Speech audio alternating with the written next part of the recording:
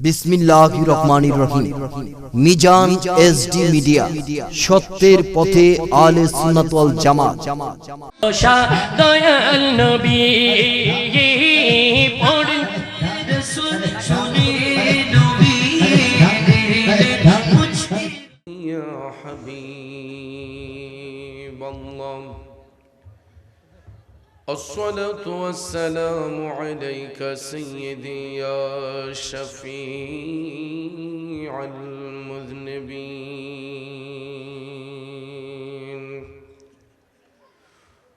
الصلاة والسلام عليك يا رحمة للعالمين اللهم صل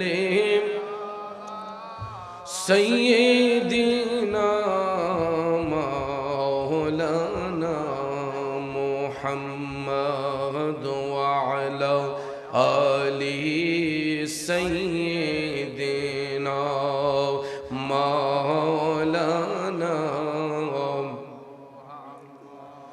मुल्क को नैनों में अंबिया ताजदार मुल्क को नैनों में अंबिया ताजदार ताजदारों का आका हमारा नबी अल्लाहुम्मा सल्ले सय्यिदिना मौलाना मुहम्मद व अला आलि सय्यिदिना मौलाना বাবাজিরা আমার, বন্ধুরা আমার, আজকের এই চতুর্থ বার্ষিক ওয়াজ ও দোয়ার মাহফিল নারায়ণপুর দক্ষিণ পাড়া যুব সমাজের উদ্যোগের মাহফিল। আজকের এই মাহফিল কবরবাসীর আত্মার স্মরণের মাহফিল। আমি ইতিপূর্বে বলেছিলাম কবরবাসী আজকে কারা, সম্পর্কে কারো মা, কারো বাবা, কারো দাদা, কারো দাদি, পাড়া প্রতিবেশী, ইষ্টে গোষ্ঠে, যারা একদিন দুনিয়ার মধ্যে আমাদের সঙ্গে চলাফেরা করেছেন, উঠা বসা করেছেন, আজকে দুনিয়ার মায়া ছিন্ন করে তারা শুয়ে আছেন অন্ধকার কবরে। দুনিয়ার বাসিন্দারা, আমি আপনি এই মুহূর্তে জান্নাতের বাগানে বসে আছে, আগামী কালকে হতে পারে কবরেও চলে যেতে পারি, ঠিক কিনা বলেন? কারণ সবকিছুর গ্রান্টি দেওয়া যায়, মৃত্যুর গ্রান্টি পৃথিবীর কোন মুফতি সাহেব, মুহাদ্দিস সাহেব দিতে পারে না। যার বাস্তবতা হলো, আমি ফেসবুকে লক্ষ্য করেছি, গতকালকে একজন বক্তা স্টেজের মধ্যে সালাম দিয়ে আলোচনা শুরু করলেন। একটুখানি আলোচনা করাকালীন সময় দেখা যায় মৃত্যুর ফেরেশতা মালাকুল মউত আজরাইল আলাইহিস সালাম স্টেজের মধ্যে এসে হাজির হইয়া বক্তার দেহ থেকে প্রাণটা কেড়ে নিয়েছে। তাইলে বাজান, আমি চৌধুরী হয়তো থাকবো না, আপনি হয়তো থাকবেন না, মৃত্যুর ডাক যখনই আসবে সবাইকে মৃত্যুর ডাকে সাড়া দিতে হবে। এই জন্য যারা রাস্তাঘাটে হেঁটে সময় নষ্ট করছেন, দোকানপাটে বসে সময় নষ্ট করছেন, অনুগ্রহ করে বলবো, এই মাহফিল কোনো সাধারণ মাহফিল না, কবরবাসীর স্মরণে মাহফিল। এই জন্য ভাইয়ের আমার, দুনিয়ার মানুষগুলা তো বুঝে না কবরে নবী ছাড়া কেউ আপন হবে না। দুনিয়াতে হয়তো বন্ধু বান্ধবের অভাব নাই, ভালোবাসার মানুষের অভাব নাই, কিন্তু খোদাই না করুক এই মুহূর্তে যদি মৃত্যু হয়ে যায়, আমাকে আপনাকে যখন খাটিয়াতে শোয়াইয়া কবরে শোয়ানো হবে, বলুন তো দুনিয়ার কোন বন্ধু বান্ধব কবরে যাবে? কেউ যাবে না। যার যার কবরে তারকেই যেতে হবে। এই জন্য জীবনের শেষ মাহফিল মনে করে জীবনের গুনাহ মাফ করার জন্য আসুন চোখটা বন্ধ করে সবাই একটু মহান আল্লাহর জিকির করে, হক লা ইলাহা ইল্লাল্লাহ, লা ইলাহা ইল্লাল্লাহ, পড়িয়ে লা ইলাহা ইল্লাল্লাহ, লা ইলাহা حسبي ربي جل الله ما في قلبي غير الله نور محمد صلى الله لا إله إلا الله پڑھیے لا إله إلا الله لا إله إلا الله جڑے لا إله إلا الله لا إله حق لا إله إلا الله لا إله لا إله إلا الله محمد رسول الله সাল্লাল্লাহু আলাইহি ওয়াসাল্লাম। একটা জবান বন্ধ রাখবেন না, জবান ছেড়ে উচ্চ স্বরে বলুন আল্লাহু আকবার। আর একটু মায়ার সুরে বলি ইয়া রাসূলুল্লাহ। বিসমিল্লাহির রহমানির রহিম।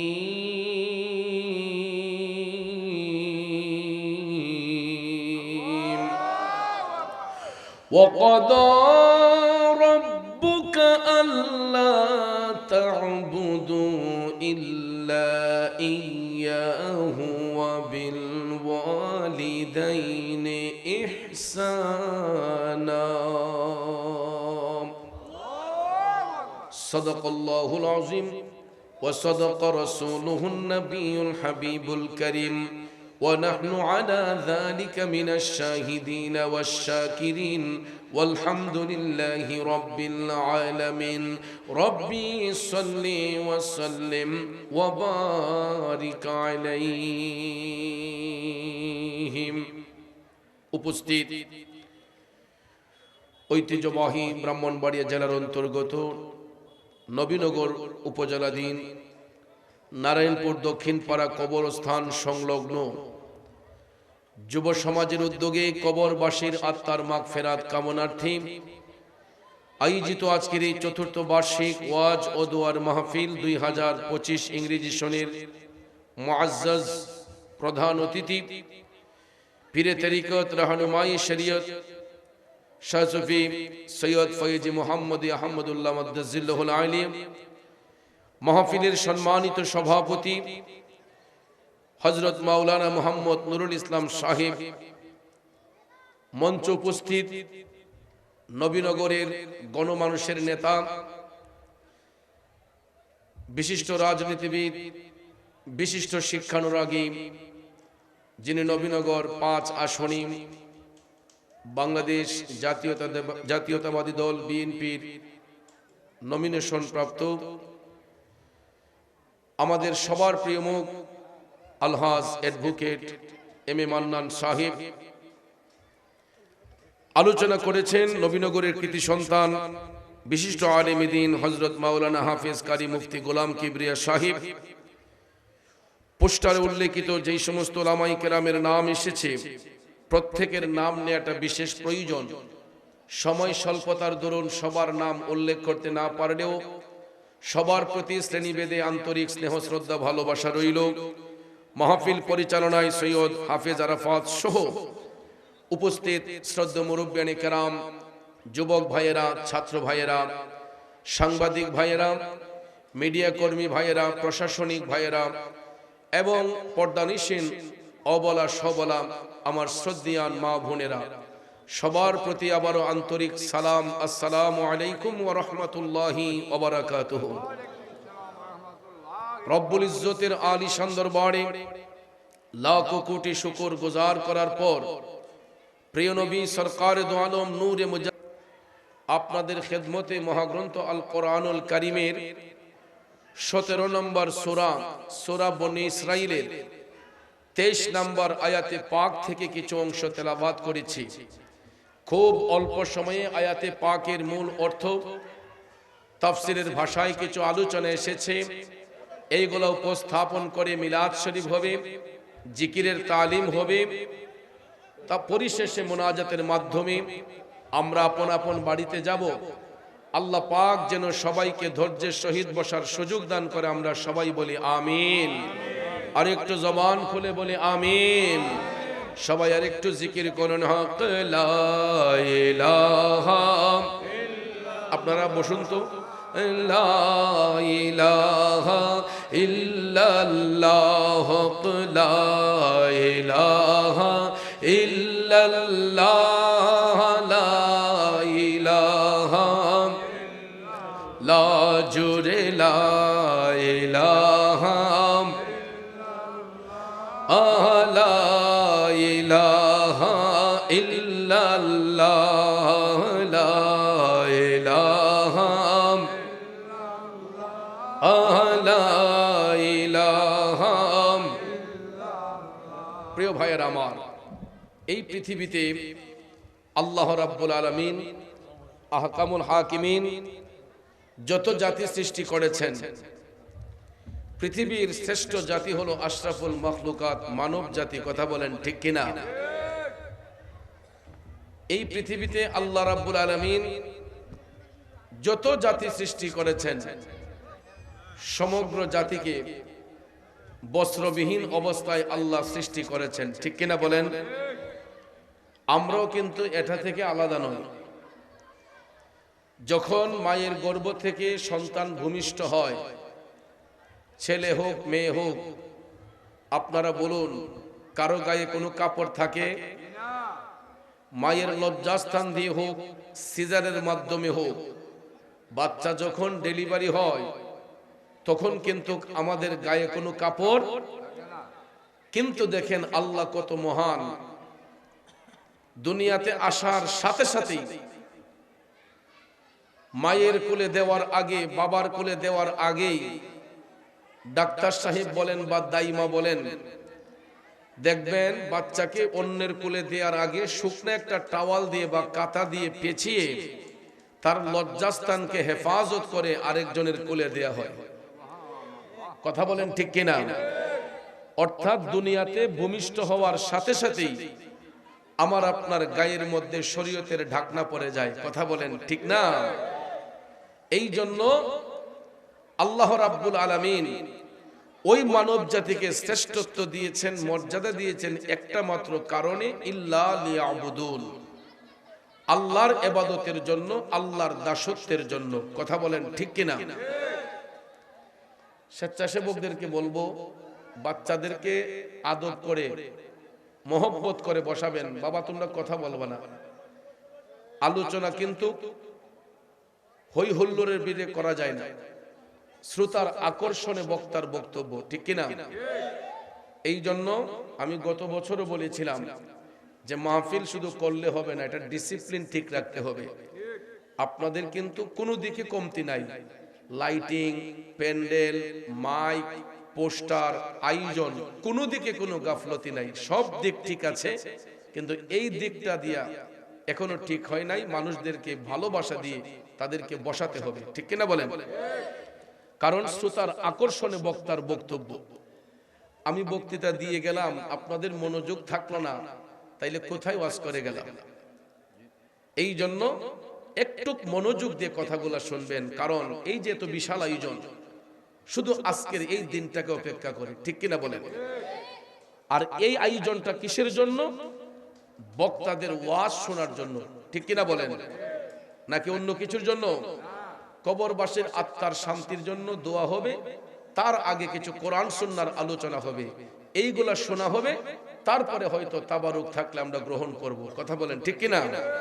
তাইলে আর যেন একটা কথা যেন স্টেজে না হয়, আশেপাশে না হয়, সবাই ধৈর্যের সহিত বসে যাবেন, চুপ করে একদম বসে যাবেন। আর আমরা তো লং টাইম দিতে পারি না, 1.5 ঘন্টা 2 ঘন্টা সময়ের জন্য আমরা বক্তারা আসি। ঠিক কিনা বলেন? আর আপনাকে এই 2 ঘন্টা সময় দেওয়ার জন্য আমাদের কয় ঘন্টা সময় ব্যয় হয় দেখেন। হবিগঞ্জ থেকে যদি নবীনগর আসি, কমপক্ষে 3 থেকে 4 ঘন্টা লাগে। আসতে 4 ঘন্টা, যাইতে 4 ঘন্টা। কয় ঘন্টা হলো? মাহফিল 2 ঘন্টা, কয় ঘন্টা? তাহলে আপনাকে এই 2 ঘন্টা সময় দেওয়ার জন্য আমার কিন্তু আরো 8 ঘন্টা সময় ব্যয় করতে হচ্ছে। তো এই 8 ঘন্টা যে আমি জার্নি করি এটাও কিন্তু অনেক রিস্কের মুখে। কতগুলা গাড়ি ওভারটেকিং করে আসতে হয়, কতগুলা গাড়ি আমাকে ওভারটেকিং করে যায়। কথা বলেন, খোদাই না করুক রাস্তায় একটা দুর্ঘটনা হয়ে যায়, তাহলে কি আর বাঁচা সম্ভব? তাহলে বক্তারা কিন্তু এমনিতেই আসে না, অনেক রিস্ক নিয়ে, অনেক জীবনের ঝুঁকি নিয়ে ঘন্টার পর ঘন্টা জার্নি করে আপনাদের বিভিন্ন এলাকায় আসে কিছু কোরআন সুন্নাহর কথা শোনানোর জন্য, ঠিক কিনা বলেন? তাইলে আজকে আপনারা হলেন মেজবান, আমরা হলাম মেহমান। মেজবানদের দায়িত্ব হলো মেহমানদেরকে ইজ্জত করা। কথা বলেন ঠিক কিনা? এখন মেহমান স্টেজে বসা, মেজবান যদি চতুর্পাশে ঘুরে, তাহলে কি মেহমানের ইজ্জত রক্ষা হলো?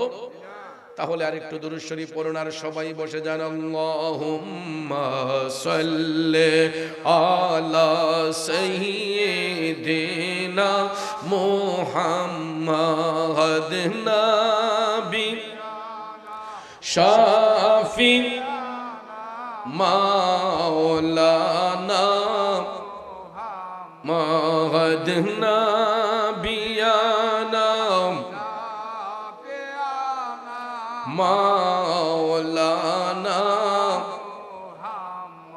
বাবাজিরা আমার যেই কথাটা বলতে চেয়েছিলাম, এই মানুষ জাতিকে উত্তম জাতি রূপে স্বীকৃতি দেওয়ার একটাই কারণ, যাতে ইল্লা লিয়াবুদুন, যাতে তারা আল্লাহর ইবাদত করতে পারে, আল্লাহকে রাজি খুশি করতে পারে।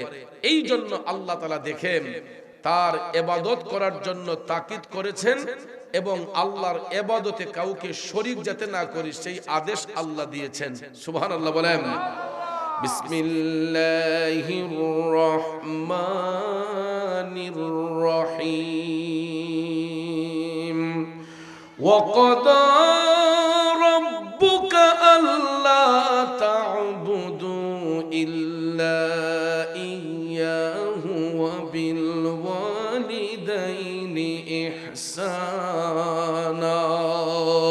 উচ্চস্বরে বলুন আল্লাহু আকবার। আমার যুবক বন্ধুরা, বাবাজিরা, আল্লাহ রাব্বুল আলামিন নির্দেশ প্রদান করেছেন, হে জগৎবাসীরা, আল্লাহ ব্যতীত অন্য কারো ইবাদত করো না। সাথে সাথে আমার আল্লাহ বলে দিয়েছেন, ওয়া বিল ওয়ালিদাইনি ইহসানা, পিতা এবং মাতার সহিত উত্তম ব্যবহার করো, ভালো ব্যবহার করো। নির্দেশ কার? জোরে বলেন কার? এখানে একটা জিনিস খেয়াল করেন, আল্লাহ প্রথমে বলেছেন আল্লাহ ব্যতীত অন্য কারো ইবাদত করো না। সাথে সাথে আল্লাহ বলেন ওয়াবিল ওয়ালিদাইনি ইহসানা, পিতা এবং মাতার সাথে ভালো ব্যবহার করো, উত্তম আচরণ করো। এখন কথা হলো, আল্লাহ পাক মা বাবার কথা আনলেন কেন? আল্লাহর ইবাদতে কাউকে শরীক করতে আল্লাহ বারণ করেছেন, নিষেধ করেছেন, আবার মা বাবার ইজ্জতের কথা আল্লাহ বলেছেন। এটার কারণ হলো বাজান, এই আয়াতে পাকের তাফসীর করতে গিয়ে রুহুল বয়ান প্রমাণ করেছে যে আল্লাহর সাথে যেমন কোনো অংশীদারিত্ব নাই, একটা সন্তানের কাছে তার মা বাবার চেয়ে ঊর্ধ্ব মর্যাদার অধিকারী আর কেউ নাই। কথা বলেন ঠিক কিনা? বাবার আসনে অন্য একটা পুরুষকে বসাইলে নিজের বাবার মতো কি স্বাদ পাওয়া যায়? মায়ের আসনে অন্য একটা নারীরে বসাইলে নিজের মার মতো কি শান্তি পাওয়া যায়?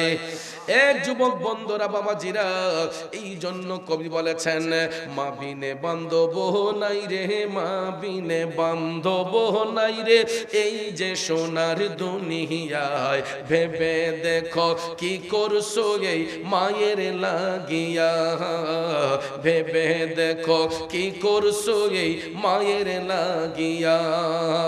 মা বিনে বান্ধব নাই রে, মা বিনে বান্ধব নাই রে, এই যে সোনার দুনিয়ায়, ভেবে দেখো কি করছো এই মায়ের লাগিয়া।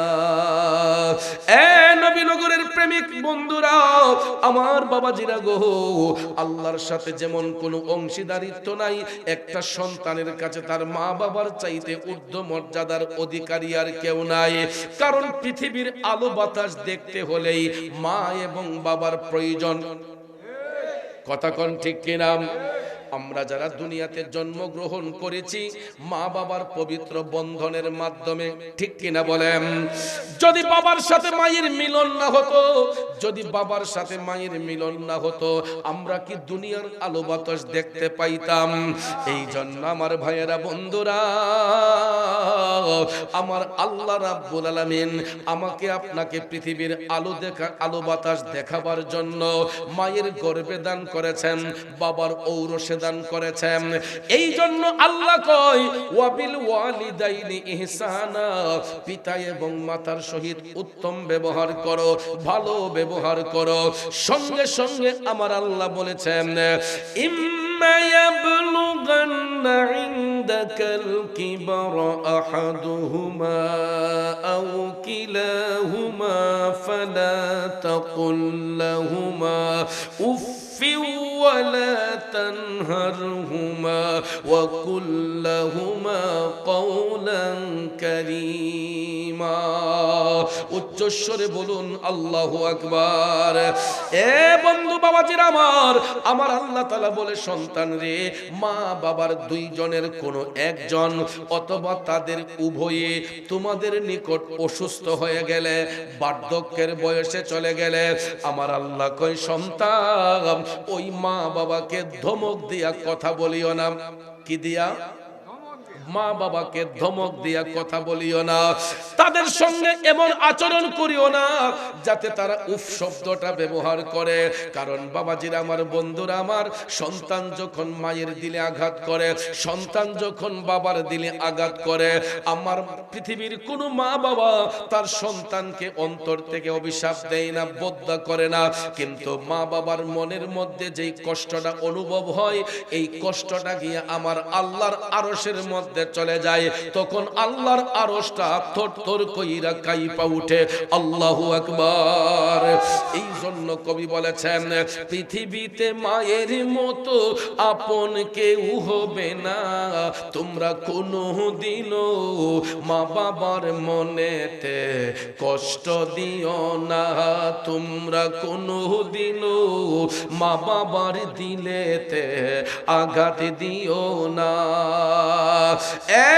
নারায়ণপুরের বাবাজিরা, মা বাবার মনের মধ্যে কষ্ট দিলে কোন মা বাবা অন্তর থেকে সন্তানকে বদ্ধ করে না, কিন্তু যেই কষ্টটা মা বাবার মনের মধ্যে আসে, এই কষ্টটা গিয়ে আমার আল্লাহর আরশ কাঁপাইয়া দেয়। এই জন্য বাবাজিরা রে, আজকে হয়তো যার ঘরে মা আছে, বাবা আছে, ওই সন্তানগুলা হয়তো মা বাবার ইজ্জত বোঝে না, মা বাবার কদর বোঝে না। কিন্তু আমার মতো বাবা হারা এতিম যারা হইছে রে, যারা মা হারা এতিম হইছে, এরা এখন হারে হারে বুঝতেছে মা বাবার যে সংসারে কত প্রয়োজন। আমি একজন বাবা হারা এতিম, 27টা বছরের উপরে আমি বাবা ডাকতে পারি না। আমার মনের মধ্যে কত ইচ্ছে জাগে, বন্ধুরা যখন তাদের বাবারে গিয়ে আব্বা কইয়া ডাক দেয়, আমারে যখন তাদের বাবার সাথে পরিচয় করায়, বন্ধু এটা আমার আব্বা, তখন তো আমার অন্তরে রক্তক্ষরণ হয়। আমি তো আর এই পরিচয়টা আমার বন্ধুরে করাইতে পারি না। করাইতে গেলে বলতে হয়, বন্ধুরে আমার আব্বা দুনিয়াতে নাই, আমার আব্বা অন্ধকার কবরে। এ বাবাজিরা আমার, যে বাবা হারাইছে সে জানে বাবার কি প্রয়োজন, যার ঘরে মা নাই সে জানে মার কি প্রয়োজন, ঠিক কিনা বলেন? এই জন্য আমার আল্লাহ বলে, সন্তান মা বাবার দুইজনের কোনো একজন অথবা তাদের উভয়ে তোমাদের নিকট অসুস্থ হয়ে গেলে, বার্ধক্যের বয়সে চলে গেলে, তোমরা তাদেরকে ধমক দিয়া কথা বলিও না, তাদের সঙ্গে তোমরা চোখ রাঙ্গায়া কথা বলিও না। কারণ বাবাজিরা আমার, বন্ধুরা, আমরা এই জন্য মা বাবার সেবা করতে বাধ্য। যখন আমরা ছোট্ট ছিলাম, যখন আমরা শিশু ছিলাম, অনেক সময় বিছানার মধ্যে প্রস্রাব করেছি, বিছানার মধ্যে পায়খানা করেছি, ঠিক কিনা বলেন? শিশু বাচ্চা কি টয়লেট ব্যবহার করতে পারে? 1-1.5 বছরের বাচ্চা কি পানি খরচ করতে পারে? তাইলে ভাইবা দেখেন, আমরা যখন শিশু ছিলাম, এই যে পুষ মাস, শীত আসছে, মাঘ মাসের শীত আসতেছে, যেই মা বাচ্চা প্রসব করে রে, যেই মায়ের গর্ভ থেকে সন্তান ভূমিষ্ঠ হয়, দেখবেন ঠান্ডা যত কঠিন হোক না কেন, নরম বিছানার মধ্যে সন্তান যখন প্রস্রাব করে দেয়, পায়খানা করে দেয়, মা রুমের মধ্যে কোনো সুগন্ধি লাগায় না, নাকের মধ্যে কোনো সুগন্ধি লাগায় না, বডির মধ্যে কোনো পারফিউম ইউজ করে না। ওই মা সন্তানের প্রস্রাব, সন্তানের পায়খানা দুই হাত দিয়া মা পরিষ্কার করে রে বন্ধু। সন্তানের পেশাব পায়খানা মা দুই হাত দিয়া পরিষ্কার করে। মা নাকের মধ্যে কোনো সুগন্ধি লাগায় না। ওই মা সন্তানকে সুন্দর রাখার জন্য, রুষ্টপুষ্ট করার জন্য দেখবেন শুকনা কাপড় দিয়া মা সন্তানটারে মুড়াইয়া দেয়। ভিজা জায়গার মধ্যে মা বৈশা সময় কাটায়, ঠিক না বেঠিক? নরম বিছানাটা আমি প্রস্রাব করে ভিজিয়ে দিয়েছি, পায়খানা করে ভিজিয়ে দিয়েছি। সবাই আইসা ঘরের মধ্যে কয়, অমুকের মা তোমার ছেলে পেশাব করছে, পায়খানা করছে, দুর্গন্ধ লাগতেছে, তাড়াতাড়ি পরিষ্কার করো। ধমক মাইরা কথাটা কয়, কিন্তু মা বাবা কোনোদিন ওই সন্তানের প্রস্রাবের গন্ধকে খারাপ মনে করে না, পায়খানার গন্ধকে বিরক্তি বোধ করে না। মা বাবা সন্তানের পেশাব পায়খানা দুই হাত দিয়া পরিষ্কার করলেও তাদের কোনো ঘিন লাগে না, তাদের কোনো লজ্জা লাগে না। কথা বলেন ঠিক কিনা? আর আমরা সন্তানগুলা যখন উপযুক্ত হইয়া যায়, মা বাবা যখন বার্ধক্যের বয়সে চলে যায়, অনেক সময় দেখবেন প্যারালাইসিস রোগের কারণে, মা বাবার বডিটা নিস্তেজ হওয়ার কারণে, গর্ভবতী হয়ে গেলে অনেক সময় দেখবেন বাবা বিছানায় প্রস্রাব করে, মা বিছানার মধ্যে প্রস্রাব পায়খানা করে ফেলে, আছে না? তখন দেখবেন আমরা কাজের মানুষ রাখি, টাকা দিয়া লোক রাখি বাবার সেবা করার জন্য, মার সেবা করার জন্য, ঠিক কিনা বলেন? এই সন্তানেরা আমার আপনার পেশাব পায়খানা পরিষ্কার করার জন্য আমার বাবা তো কোনো কাজের মানুষ রাখছিল না, আমার মা ঘরের মধ্যে কোনো কাজের মানুষ রাখে নাই। কারণ আমি সন্তানের পেশাব পায়খানা মা বাবারা দুই হাত দিয়া পরিষ্কার করছে। আর আমাদের মা বাবারা বৃদ্ধ হয়ে গেলে আমরা তাদেরকে নিয়ে বিরক্তি বোধ হই, আমরা তাদেরকে অপছন্দ করি। অনেক সময় দেখবেন বাবা যদি গর্ভবতী হয়, মা যদি গর্ভবতী হয়, ছেলের বউ ডাক দিয়া কয়, তোমার বাবা মার সাথে খাওয়া আমার পক্ষে সম্ভব না। শ্বশুর শাশুড়ির খেজমত করার জন্য অনেক স্ত্রী রাজি হয় না, অনেক পুত্রবধূ রাজি হয় না, তোমার গড় করতাম আইছি। কথা কোন ঠিক কিনা? এই আমার বোনেরা রে, ও নারায়ণপুরের বোনেরা, বিবাহ হইয়া যারা স্বামীর বাড়িতে আসছেন, আপনি ভুলে যাবেন না সারা জীবন আপনি পুত্রবধূ থাকবেন।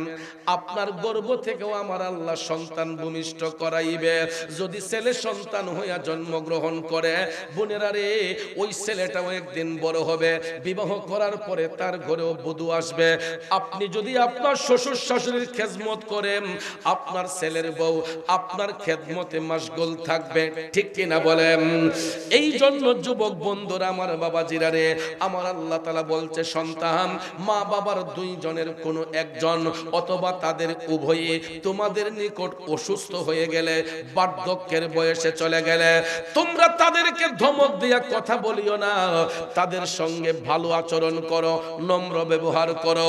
অর্থাৎ আমার নবী বলছেন, মা বাবা যখন বৃদ্ধের কৌটায় চলে যায়, মা বাবা যখন বার্ধক্যের বয়সে চলে যায়, তখন তাদের স্মৃতিশক্তি হ্রাস পায়। বৃদ্ধ হলে দেখবেন মুরব্বীরা বাচ্চাদের মতো হয়ে যায়, ঠিক না? অনেক সময় ব্রেইনে কাজ করে না, স্মৃতিশক্তি আস্তে আস্তে হ্রাস পায়, কমতে থাকে। দেখবেন ছোট বাচ্চা যেমন অবুঝ, অনেক সময় দেখবেন বার্ধক্য আসলে মা বাবারাও আস্তে আস্তে সেন্স হারার মতো হয়ে যায়, তাদের কথাবার্তা বাচ্চাদের মতো হয়। এই জন্য রাসূল বলেছেন, মা বাবা যখন বৃদ্ধ হয়ে যাবে, তাদেরকে তোমরা তোমাদের নিজেদের সন্তান বানিয়ে ফেলো। যেমনি ভাবে ছোট্টবেলা ওই মা বাবা তুমি সন্তানকে লালন পালন করেছে, ভালোবাসা দিয়েছে, আদর সোহাগ করেছে। মা বাবা বৃদ্ধ হয়ে গেলে তোমরা তাদেরকে নিজেদের সন্তান বানাইয়া ফেলো, আর দুই হাত দিয়া তাদের সেবা করো। ওয়াখফিদ লাহুমা জানাহাদ-দুল্লি মিনার রাহমা, আল্লাহ কয় তোমরা নম্রতার বাহু বের করে দিয়া মা বাবার সেবার মধ্যে মাশগুল হয়ে যাও। চোখ রাঙ্গাইয়া মা বাবার সঙ্গে কথা বলবা না। কিন্তু দেখা যায় আমরা অহরহ কিছু কিছু কুলাঙ্গার সন্তান মা বাবাকে ধমক দিয়া কথা বলে, চোখ রাঙ্গিয়ে কথা বলে, তাদের কাছ থেকে টাকা পয়সার হিসাব চাই। আছে কিনা বলেন? ভাইয়ার আমার, বন্ধুরা আমার, হাদিস শরীফে আমার রাসূল বললেন মৃত্যুর আগের দিন পর্যন্ত সন্তানরা যদি মা বাবার গোলামি করে, পৃথিবীর কোন সন্তান মা বাবার ঋণ শোধ করতে পারবে না। মৃত্যুর আগের দিন পর্যন্ত সন্তানগুলা যদি মা বাবার গোলামি করে, ওই মা বাবার ঋণ পৃথিবীর কোন সন্তান শোধ করতে পারবে না। কারণ আমরা পৃথিবীর সমস্ত ঋণ পরিশোধ করলেও মা বাবার ঋণ আমরা কোনোদিন শোধ করতে পারবো না। এই জন্য রাসূল বললেন তোমরা কোনোদিন মা বাবার সঙ্গে টাকা পয়সা নিয়ে হিসাব কইরো না, কোনোদিন তাদের সঙ্গে সম্পদের হিসাব করবা না। কারণ একজন বাবা কোনোদিন সন্তানের সম্পদ কাইরা নেওয়ার চেষ্টা করে না, একজন মা কোনোদিন সন্তানের সম্পদের মধ্যে ভাগ বসায় না, বরঞ্চ আল্লাহর কাছে দোয়া করে, আল্লাহ গো আমার সন্তানটারে তুমি ওলি বানাইয়া দাও, আমার সন্তানের ব্যবসার মধ্যে বরকত দাও, আমার সন্তানের চাকরির মধ্যে বরকত দাও। করে কি করে না? এই যে পরীক্ষা গেল, বাচ্চাগুলা বার্ষিক পরীক্ষা দিচ্ছে। আমি একটা বাসায় একদিন গেলাম, যাইয়া দেখি মাগরিবের আগ টাইমে খাইতে একটু দেরি হলো, আমাকে নাস্তা পানি দিতে। আমি বললাম আপনিও খান? কয় না হুজুর আমি রোজা। এখন আবার রোজা কেন? কয় আমার ছেলেটা পরীক্ষা দেয়, আমি নিয়ত করেছি আমার বাচ্চা যতটা পরীক্ষা দিবে আমি ততটা রোজা পালন করব। দেখো রে যুবক বন্ধু, দেখো তুমি পড়াশোনা যেমনই করো না কেন, পড়াশোনা যেমনই করো না কেন, তুমি সন্তান ভালো রেজাল্ট করার জন্য, ভালো ফল পাওয়ার জন্য, পরীক্ষাটা ভালো হওয়ার জন্য মা রোজা রাইখা সন্তানের জন্য দোয়া করে, মা রোজা রাইখা সন্তানের জন্য আল্লাহর কাছে চায়। তাইলে বলুন মায়ের ডাক আমার আল্লাহ শুনে কি শুনে না? জোরে বলেন শুনে কি শুনে না? বন্ধুরে আমার মদিনার কামলিওয়ালা নবী, দয়ার নবী, মায়ার নবী বলেছেন পৃথিবীর সমস্ত মানুষের মুনাজাত যদি এক পাল্লায় রাখা হয়, দক্ষিণী মায়ের একটা মুনাজাত যদি এক পাল্লায় রাখা হয়, এ নারায়ণপুরের বাবাজিরা আমার নবী কামলিওয়ালা বললেন পৃথিবীর সব মানুষের মুনাজাত যদি এক পাল্লায় রাখা হয়, মায়ের একটা মুনাজাত যদি এক পাল্লায় রাখা হয়, আমার নবী বলছে উম্মত মায়ের একটা মুনাজাতের পাল্লাই তুমি সন্তানের জন্য ভারী হইয়া যাইব।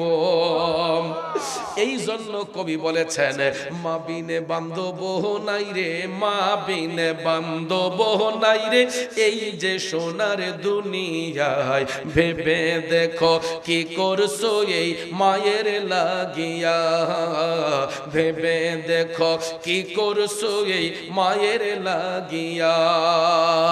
এ বন্ধু ওই মা বাবার জন্য আমরা কি করতেছি আর তারা আমাদের জন্য কি করছে রে ভাই? আমরা যদি শৈশবের দিকে যাই একটা বার ভাইবা দেখেন, আমি সন্তান যখন আমার মায়ের পেটের মধ্যে ছিলাম, আমি সন্তান যখন মায়ের পেটের মধ্যে ছিলাম, 2.5 মাস যাওয়ার সাথে সাথে 2.5 থেকে 3 মাসের সাথে সাথে আমার আল্লাহ মায়ের ভবিষ্যৎ সন্তানের রূহটাকে দান করে। সুবহানাল্লাহ। কোন মায়ের ভবে আল্লাহ সন্তানের রূহটাকে দান করে। মায়ের মুখের খাবারটাই সন্তানের খাবার হইয়া যায়, নাকি পেটের ভিতরে অন্য কোনো খাবার আছে? মার মুখ দিয়া যেই খাবারটা খায় ওই মায়ের পেটের সন্তান মায়ের মুখের খাবারটাই তার পেটের মধ্যে যায়। আমার আল্লাহ কেমন কানেকশন ফিট কইরা দিছে বাজান। এই জন্য একজন কবি বলেছে এমন শব্দ কার আছে ভাই এই ঘড়ি তৈয়ার করে, এই ঘড়ি তৈয়ার করে ভাই লুকাই ঘড়ির ভিতরে, ভাই লুকাই ঘড়ির ভিতরে।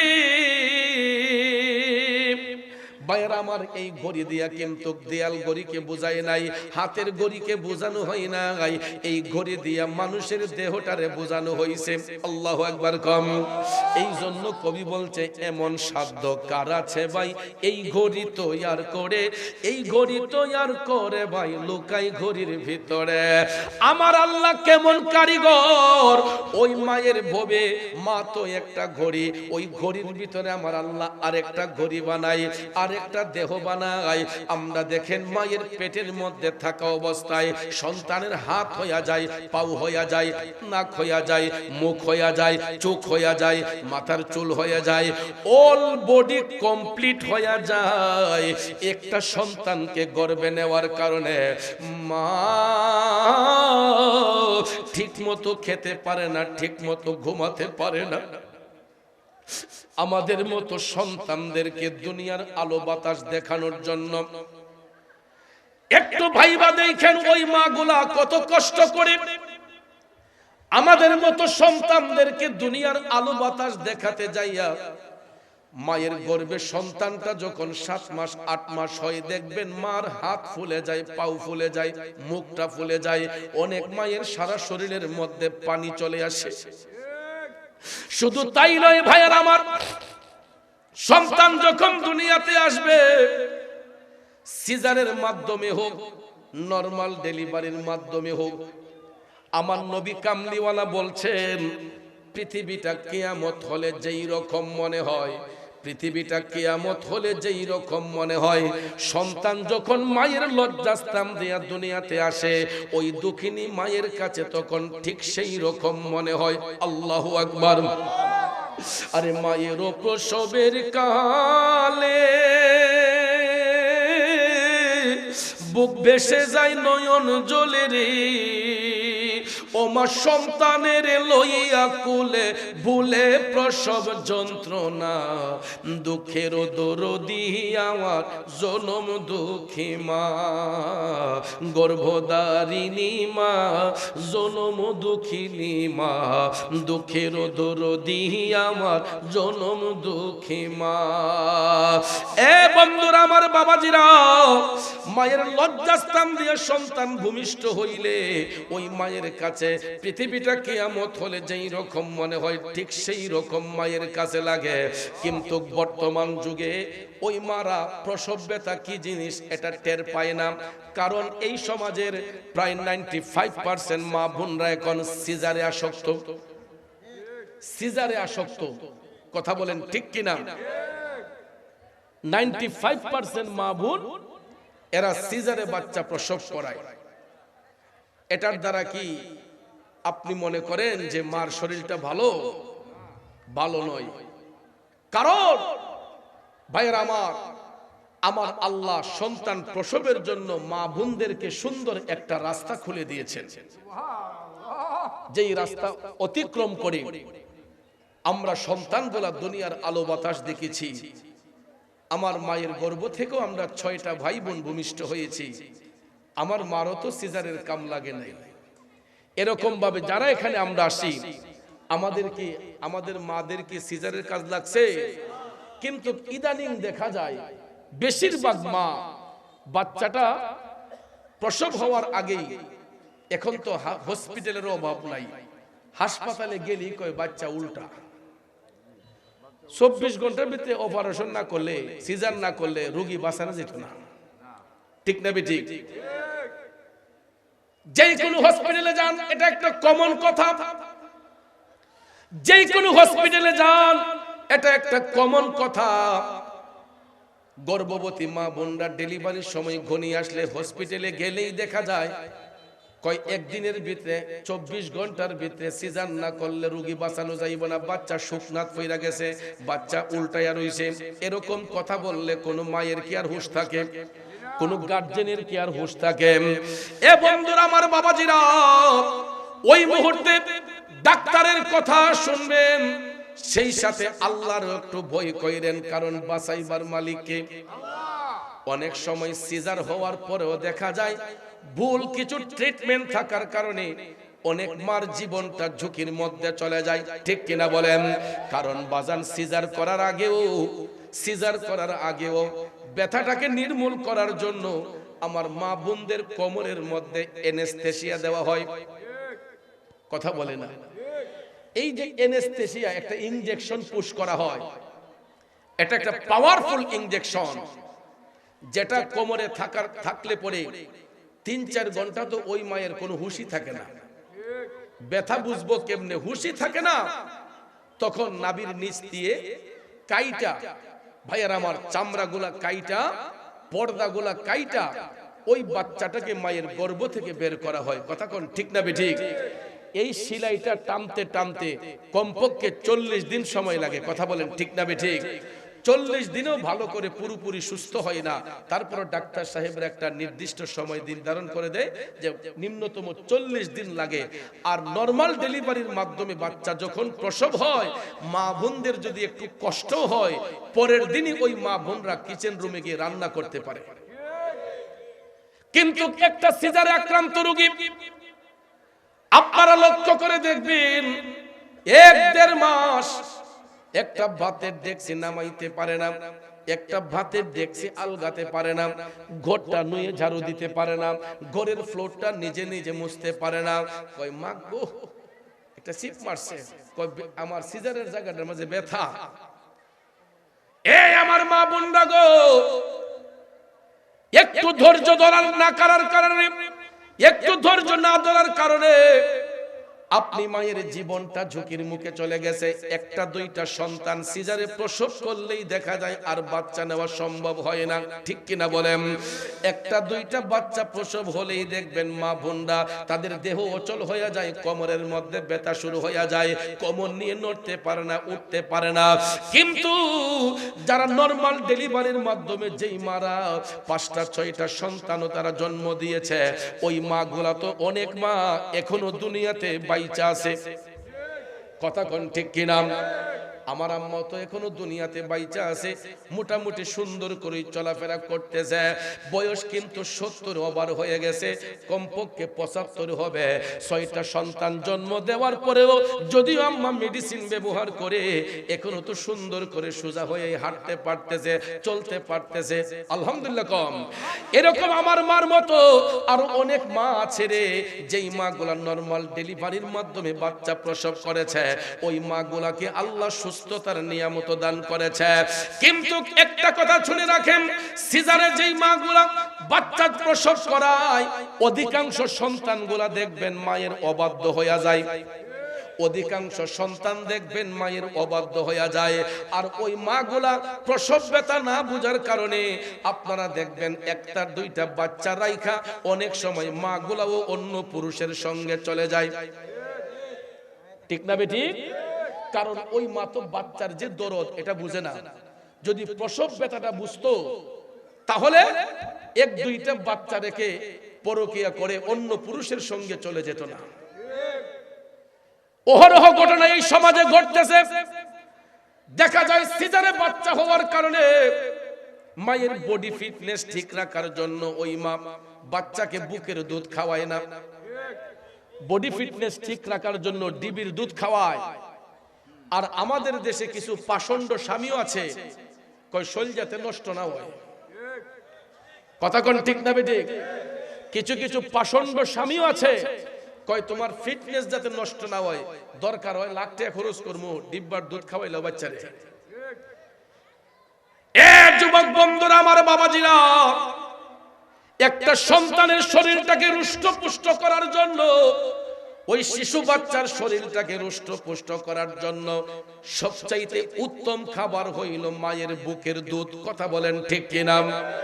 2 বছর পান করালেন মায়ের বুকের দুধ, কোলে বুকে নিয়ে আমায় দিলেন কত সুখ। ঠিক কিনা কম? যেই মা নরমাল ডেলিভারির মাধ্যমে বাচ্চা প্রসব করে, ওই মা দেখবেন বাচ্চাটাকে বুকের দুধ পান করায়। মার বডি ফিটনেস যেমনই হোক না কেন, ওই মা তার শরীরের দিকে আর নজর করে না। মা সব সময় দেখবেন বাচ্চার ভবিষ্যৎ সুন্দর করার জন্য নিজের জীবন জীবনটা পর্যন্ত বাজি রাইখা দেয়। কথা বলেন ঠিক কিনা? অনেক সময় দেখবেন ছোট্ট বাচ্চার গায়ে যদি জ্বর আসে, ছোট্ট বাচ্চা যদি একটা কাশি মারে, অনেক সময় দেখবেন মা দুঃখিনীটা সারা রাত জায়গা থাইকা টপ টপ করে কান্দে আর কয়, আল্লাহ গো আমারে নিয়ে যাও, আমার বাচ্চাটারে বাঁচাইয়া দাও। হাতে পায়ে তেল মাইখা মাই দিল শক্ত করি, প্রসাব পায়খানা আমি মায়ের কোলে করি, তবু না আমার রাগ হইল ভিজলো গুয়ে মুতে, আমার শোক নাই রাখিয়া মাই থাকে ভিজাতে। ঠিক কিনা বলেন? খালি ডাইনও খালি বামেও খালি, এত মানুষ কই? তাহলে তো বক্তার জন্য একটা চেয়ার রাখলে সার্থ। অতিথি কই বা আপনাদের এলাকার মুরব্বিয়ান কোথায়? ডাইনও খালি বামও খালি। বাবাজিরা আমার, যেই কথাটা বলতে চেয়েছিলাম, হাতে পায়ে তেল মাইখা মাই দিল শক্ত করি, প্রসাব পায়খানা আমি মায়ের কোলে করি, তবু না আমার রাগ হইল ভিজলো গুয়ে মুতে, আমার শোক নাই রাখিয়া মাই থাকে ভিজাতে। আরে অসুখ হইলে দেখি চায়া আমার মাই রইছে বিছানায় বইয়া রে, বলে আমায় আল্লাহ যাও গো লইয়া সন্তানের নিও না, দুঃখের দরদি আমার জনম দুঃখে মা, গর্ভধারিণী মা জনম দুঃখিনী মা, দুঃখের দরদি আমার জনম দুঃখী মা। বন্ধু, আমি সন্তান যখন জ্বর হয়েছে, কাশি হয়েছে, ঠান্ডা লেগেছে, দেখবেন পৃথিবীর সব মাগুলা আমার আল্লাহরে ডাক দিয়া কই, আল্লাহ আমি মারে নিয়ে যাও, আমার সন্তানটারে সুস্থ করে দাও। আল্লাহু আকবার বলেন। গত 3-4 দিন আগে আমি বাড়িতে গেলাম, গ্রামের বাড়িতে গেলাম। গত 3-4 দিন আগে বাস্তব কথাটা আপনাদেরকে বলি, মা যে সন্তানের জন্য কেমন ফিদা হয় একটু দেখেন। 3-4 দিন আগে বাড়িতে গেলাম, আজকে 1 মাস যাবত আমার শরীরটা অসুস্থ, ঠান্ডা কাশি, কথা বলতে গেলে কষ্ট হয়, কিন্তু পাবলিক তো আর এটা বুঝে না, মাহফিল কমিটি তো আর এটা বুঝবে না যে হুজুরের শরীরটা খারাপ। কিন্তু আমি যখন বাড়িতে যাইয়া আমার আম্মার কাছে গেলাম, যখন 2-3টা কাশি মারছি, আমার নাক দিয়া অনবরত পানি পড়তেছে। মোবাইলে যখন আম্মার সাথে কথা বলি, আমার আম্মা কয়, পুত্রে তোমার যে ঠান্ডা লাগছে, সর্দি নাকি কাশি নাকি, ভালো ওষুধ খাইও, গলাটার মধ্যে গরম পানি লাগাইও, গলাটার মধ্যে গরম কাপড় পেঁচায় রাইখো। বাড়িতে যাইয়া আমি যখন আম্মার কাছে বসছি, হঠাৎ করে দেখি খাটের মধ্যে এক পাশে বইসা আমার আম্মা টপ টপ করে কান্না করতেছে। আম্মা কান্দেন কেন? আমার আম্মা আমারে জড়াইয়া দইরা হাউমাউ কইরা কান্দে, কই ফুট সারাটা রাত জানে তোমার কত কষ্ট হয়, মাহফিলটা যে করো, এই অসুস্থ শরীর নিয়ে কেমনে রে ফুট মাহফিলটা করো। আমি কই আম্মা গো, মানুষের সঙ্গে তো ওয়াদা করে রাখছি, প্রোগ্রামগুলোতে অ্যাটেন্ড না করলে মানুষ কষ্ট পাবে। এরপরে আমার আম্মা আমার গলার মধ্যে হাত দিয়া দোয়া করছে, মাথায় হাত দিয়া দোয়া করছে। আমি একদিকে ঘর থেকে বের হই, আমি দেখি আম্মা আমার দিকে তাকাইয়া টপ টপ কইরা কান্না করে। এ যুবক, শুধু আমার আম্মা নয়, সমাজের প্রত্যেকটা সন্তানের মা, তার বাচ্চার যদি একটু শরীর খারাপ হয়, ওই মা দেখবেন নামাজের মসলায় বৈশা আমার আল্লাহর কাছে কামতে কামতে পেরেশান হইয়া যায়। ঠিক কিনা বলেন?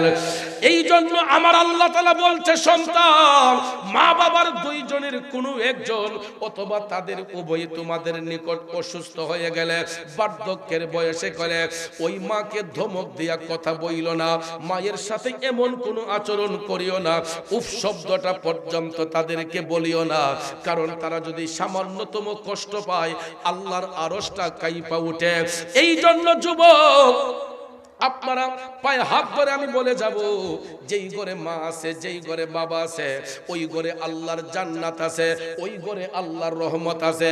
যুবক রে, কোনোদিন ওই মা বাবার মনে তোমরা আঘাত দিও না। আর মা বাবার মনে যেই সন্তানগুলা আঘাত দেয়, এদের পরিণামটা কেমন হয়, কি পরিমাণ হয়, আমার রাসূল হাদিস শরীফের মধ্যে বর্ণনা করছেন। জানার আগ্রহ আসেনি? এ বাবাজিরা আমার রাসূল মেরাজ শরীফে যখন গিয়েছিলেন, আল্লাহ রাব্বুল আলামিন নবীজিকে জান্নাত এবং জাহান্নাম দেখার পারমিশন দিলেন। জিবরাইল আলাইহিস সালাম আমার নবীর গোলামিতে হঠাৎ করে আদেশ আসলো, গো হাবিব, আপনার জন্য জান্নাত এবং জাহান্নাম সুসজ্জিত করে রাখা হয়েছে। আপনি চাইলে আগে জান্নাত দেখতে পারেন, চাইলে আগে জাহান্নাম দেখতে পারেন। আমার রাসূল বললেন, জিবরাইল, আমি জান্নাত দেখব, পরে আগে জাহান্নাম দেখতে চাই। রাসূল বললেন, আমি জান্নাত পরে দেখব, চলো আগে জাহান্নামের কি অবস্থা একটু দেখে আসি। আমার রাসূল জাহান্নামে প্রবেশ করলেন, প্রবেশ করেই দেখতেছেন দুর্গন্ধ পাওয়া যাচ্ছে। নাউজুবিল্লাহ বলেন। জাহান্নামে সুগন্ধ না দুর্গন্ধ? জাহান্নামে দুর্গন্ধ। আমার দয়াল নবীজি জাহান্নামের মধ্যে প্রবেশ করে দুর্গন্ধ পাচ্ছেন। হঠাৎ করে দয়াল নবীর ডান পাশে তাকাইয়া দেখেন কান্নার শব্দ শোনা যাচ্ছে, কারা যেন বিদ্রুপের মতো কান্না করতেছে। এ বন্ধু, হঠাৎ করে রাসূল দেখতে পাইলেন মাটির নিচ থেকে আগুনের ফুলকি গোলা মাটি ফাইটা উপর দিকে উঠতেছে। নাউজুবিল্লাহ কি বলবেন না? আমার দয়াল নবীজি মাটি ফাইটা আগুনের ফুলকি গোলা উপর দিকে উঠতেছে, এই দৃশ্যটা দেখা দয়াল নবীর টপ টপ করে চোখের পানি ছেড়ে কান্না শুরু করলেন। জিবরাইল আলাইহিস সালাম ডাক দিয়া কয়, নবী গো, ওগো মায়ার নবী, দয়ার নবীজি, আপনি যেই কান্নার শব্দ শুনতে পাচ্ছেন, এটা জাহান্নামের তলদেশ থেকে আসতেছে। কোত্থেকে? জাহান্নামের তলদেশ থেকে আসতেছে। তো জাহান্নামের তলদেশ এটা কতটুকু গভীর, এই সম্পর্কে হাদিস শরীফে রাসূল বলেছেন যে দুজকের একটা পাশ থেকে, দুজকের উপর থেকে একটা পাথর যদি ছাড়া হয়, ৭০,০০০ বছর যাবার পরে যতটুক জায়গা যায়, এতটুক নিচে হচ্ছে জাহান্নামের তলদেশ। ৭০,০০০ মাটির নিচে, ৭০,০০০ মাটির নিচে, ৭০,০০০ ফুট মাটির নিচে যাইলে পরে ৭০,০০০ বছর পর, ৭০,০০০ বছর যাওয়ার পর মাটির নিচে যতটুক গভীরতা হবে, এতটুক গভীরে হচ্ছে জাহান্নামের তলদেশ। নাউজুবিল্লাহ বলতেন না? ওই জায়গার মধ্যে কুলাঙ্গার সন্তান যারা মা বাবার গায়ের উপর হাত তুলে, যারা মা বাবাকে টর্চারিং করে, ওই কুলাঙ্গার সন্তানগুলাকে জাহান্নামের তলদেশে পাঠানো হয়। আর সেখানে তাদেরকে জাহান্নামের আগুন দিয়ে জ্বালানো হয়। আর ওই আগুনের তাপ ৭০,০০০ বছর রাস্তার উপর দিয়ে মাটি ফাইটা উপর দিকে উঠে। নাউজুবিল্লাহ কোন? আরো জোরে কোন নাউজুবিল্লাহ। জিবরাইল আলাইহিস সালাম বলতেছে, নবী গো, যেই কান্নার শব্দগুলো আপনি শুনতেছেন, এটা জাহান্নামের তলদেশ থেকে আপনার উম্মতের মধ্যে কিছু জাহেল উম্মত, এরা কুলাঙ্গার সন্তান, এরা তাদের মা বাবার উপর হাত তুলতো, এরা তাদের মা বাবার ধমক মারত, এরা তাদের মা বাবার সঙ্গে ভালো আচরণ করত না। এই জন্য নবী গো, মা বাবার দিলের মধ্যে আঘাত দেওয়ার কারণে আমার আল্লাহ ওই সন্তানগুলোর উপর নারাজ হইয়া এদেরকে জাহান্নামের তলদেশে নিয়ে আমার আল্লাহ তাদেরকে জাহান্নামের আগুন দিয়ে জ্বালাচ্ছে। আর এরা যেই চিৎকার করে নবী গো, ওই চিৎকারটা যদি দুনিয়াবাসীরা শুনতো, তাইলে পৃথিবীর পূর্ব প্রান্ত থেকে পশ্চিম প্রান্ত, উত্তর প্রান্ত থেকে দক্ষিণ প্রান্ত, গোটা পৃথিবীবাসীরা এই কান্নার শব্দে এরা অজ্ঞান হইয়া যাইতো, বেহুশ হইয়া যাইতো। জোরে কন্যা নাউজুবিল্লাহ। জাহান্নামীরা কুলাঙ্গার সন্তানগুলা যারা মা বাবারে কষ্ট দেয়, মা বাবার দিলে যারা আঘাত করে এরা জাহান্নামের তলদেশেদেরকে নেওয়া হয়, আর যেই আগুন তাদের কবরে দেওয়া হয় এই আগুনের তাপ সম্পর্কে রাসূল বলেছেন যে দুনিয়ার জমিনে একটা সুইয়ের মাথা দিয়া, দুনিয়ার জমিনে একটা সুইয়ের মাথা দিয়া যদি এই আগুনের তাপ একটু বের করা হয়, সুইয়ের মাথাটা কি বেশি বড়? সুইয়ের নালাটা বেশি বড় না, শুধু একটা সুতা ঢুকে, কথা কোন ঠিক না বেঠিক? এই সুইয়ের নালা দিয়া রাসূল বলছেন দুনিয়ার একটা সুইয়ের নালা দিয়া এই জাহান্নামের আগুনের একটু তাপ যদি শুধু দুনিয়াতে পাঠানো হয়, তাহলে এই আগুনের তাপে গোটা পৃথিবী জ্বলসে যাবে এবং পৃথিবীর প্রত্যেকটা মানুষ এই আগুনের তাপে এরা জ্বলে পুড়ে ছাই হয়ে যাবে। জোরে কন্যা নাউজুবিল্লাহ। তাইলে চিন্তা করেন জাহান্নামের আগুনের তাপ কতটুক হতে পারে। আর ওই অভাগ্য সন্তানগুলাকে যারা মা বাবাকে কষ্ট দেয়, মা বাবারে আঘাত করে, কথায় কথায় ধমক মারে, তাদের সঙ্গে খারাপ আচরণ করে, ওই সন্তানগুলাকে জাহান্নামের তলদেশে নিকৃষ্ট জায়গার মধ্যে নিয়ে আমার আল্লাহ জাহান্নামের আগুন দিয়া জ্বালায়। তাইলে বলো যুবক, আমরা কি মাতা পিতার সঙ্গে সদ্ব্যবহার করব নাকি দুর্ব্যবহার? সদ্ব্যবহার না দুর্ব্যবহার? নারায়ণপুরের নবীর প্রেমিকেরা, কথাগুলো বলতেছি এই কারণে আমাদের পাশে কিন্তু গুরুস্থান আছে, কবরস্থান আছে। আজকে কত সন্তান অনুতপ্ত হইয়া বসে আছে, কোন সময় মুনাজাত হবে, মা বাবার আত্মার মাগফিরাত কামনা করবে। আমরা তো অনেকেই মারে কষ্ট দিয়েছি, বাবারে কষ্ট দিয়েছি, দিছি না? আমরা অনেকেই মারে কষ্ট দিয়েছি, বাবারে কষ্ট দিয়েছি। আজকে ওই মা বাবা দুনিয়াতে নাই, এরা কবরের মধ্যে শুয়ে আছে। সন্তানটা এখন আফসোস করে, আহারে আব্বা যদি থাকতো আজকে আব্বারে কত ইজ্জত করতাম, আম্মা যদি থাকতো আজকে আম্মার পিছনে কত টাকা খরচ করতাম। কিন্তু এই সুযোগটা এখন নাই, এরা আর কোনোদিন দুনিয়াতে ফিরে আসবে না। যারা চলে যায় এরা তো আর ফিরে আসবে না, কিন্তু সুযোগ একটা আছে ভাই। ওই মা বাবার আত্মার শান্তির জন্য আমার আল্লাহ কয়, যদি কোনো সন্তান মা বাবার আত্মার মাগফিরাত কামনায় আমার কাছে বলে, ওয়াকুর রব্বির হামহুমা কামা রব্বায়ানি সগীরা। আল্লাহ কয়, এ সন্তানরা, যখন তোমরা মা বাবার আত্মার শান্তির জন্য আমি আল্লাহর কাছে এই আয়াতের উসিলা ধরো, ওয়াকুর রব্বির হামহুমা কামা রব্বায়ানি সগীরা, অর্থাৎ আল্লাহ আমার মা বাবার উপর তুমি রহম হইয়া যাও, দয়াশীল হইয়া যাও। যেমনি ভাবে আমার মা বাবা ছোট্টবেলা আমি সন্তানকে লালন পালন করেছে, আদর সোহাগ করেছে, আল্লাহ গো আমি কচি শিশুর মতো আমার মা বাবারে তুমি লালন পালন করো। বন্ধুরা আমার, এই আয়াতের তাফসীর করতে গিয়ে রুহুল বয়ান প্রমাণ করেছে, তাফসীরে রুহুল বয়ান প্রমাণ করেছে, সন্তান যখন চোখের পানি ছাইরা এই আয়াতে পাকের ওসিলা ধরে আল্লাহর কাছে কান্দে, আমার আল্লাহর রহমতের দরিয়ার মধ্যে ঢেউ খেলতে শুরু করে। সন্তানের চোখের পানিটা জমিনে পড়ার আগেই আমার আল্লাহ তার মা বাবার রুহের উপর খুশি হইয়া যায়। আরো জোরে জোরে কন্যা সুবহানাল্লাহ। এই জন্য কবি বলেছেন, ওরে পৃথিবীতে মায়ের মতো আপা, পৃথিবীতে বাবার মতো আপন কেউ হবে না।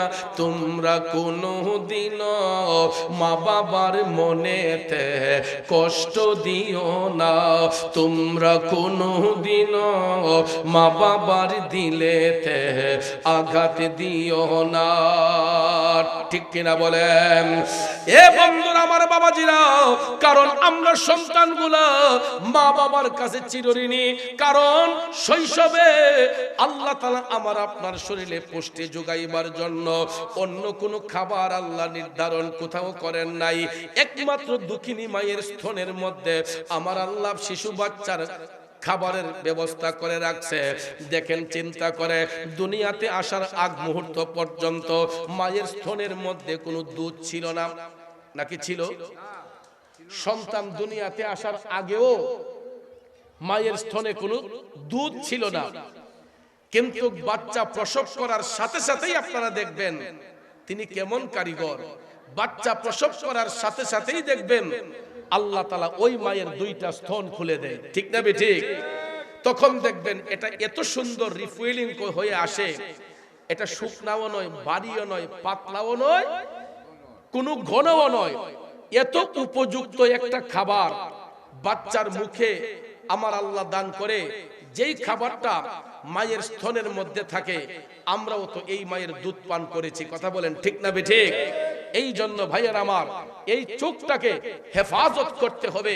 কারণ যেই ছেলেগুলা নারীদের দিকে কুদৃষ্টি পড়ে, নারীদের দিকে যারা অসৎ নজর পড়ে, একটাবার মনে রেখো যে আমি যেই মায়ের বেস্টের দিকে তাকাচ্ছি, তাকাই আমার নজরকে খারাপ করতেছি, এই মায়ের গর্ভ থেকে কোনো না কোনো সন্তান বের হয়ে ওই মায়ের স্তন থেকে দুধ পান করেছে বা করবে।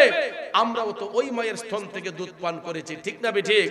এই জন্য কোনো মায়ের বডি ফিটনেসের দিকে তাকায়া কখনো কুদৃষ্টি দিবেন না। যদিও চোখ পড়ে যায়, সঙ্গে সঙ্গে চোখটাকে হেফাজত করতে হবে, ঠিক কিনা বলেন? সঙ্গে সঙ্গে চোখটাকে হেফাজত করতে হবে। দৃষ্টি পড়ে গেছে, সাথে সাথে হেফাজত করতে হবে। এটা হলো মুমিনদের কাজ, কথা কোন ঠিক কিনা? কিন্তু দেখা যায় আমরা এই দুনিয়ার কিছু কিছু মানুষ, যখন কোনো নারীর দিকে আমাদের দৃষ্টি পড়ে, আমাদের মা বোন ছাড়া অন্য নারীর দিকে দৃষ্টি পড়লে আমাদের দেখবেন লোভ লালসা চলে আসে। নাউজুবিল্লাহ কোন, জোরে কোন নাউজুবিল্লাহ। এটা চোখের জিনা হয়। যদি আপনি স্পর্শ করতে না পারেন, এই যে কুদৃষ্টি দিয়া একটা নারীর দিকে তাকানো হইল, একটা নারীর দিকে কুদৃষ্টি দিয়া তাকানো হইল, এটা চোখের জিনা হইল। ভাইয়েরা আমার, অনেক সময় হাত স্পর্শ করলে হাতেরও জিনা আছে, পায়েরও জিনা আছে, চোখের জিনা আছে, মুখের জিনা আছে, আছে না? অনেক ধরনের জিনা আছে। চোখ দিয়েও জিনা হয়, হাত দিয়েও জিনা হয়, পাও দিয়েও জিনা হয়।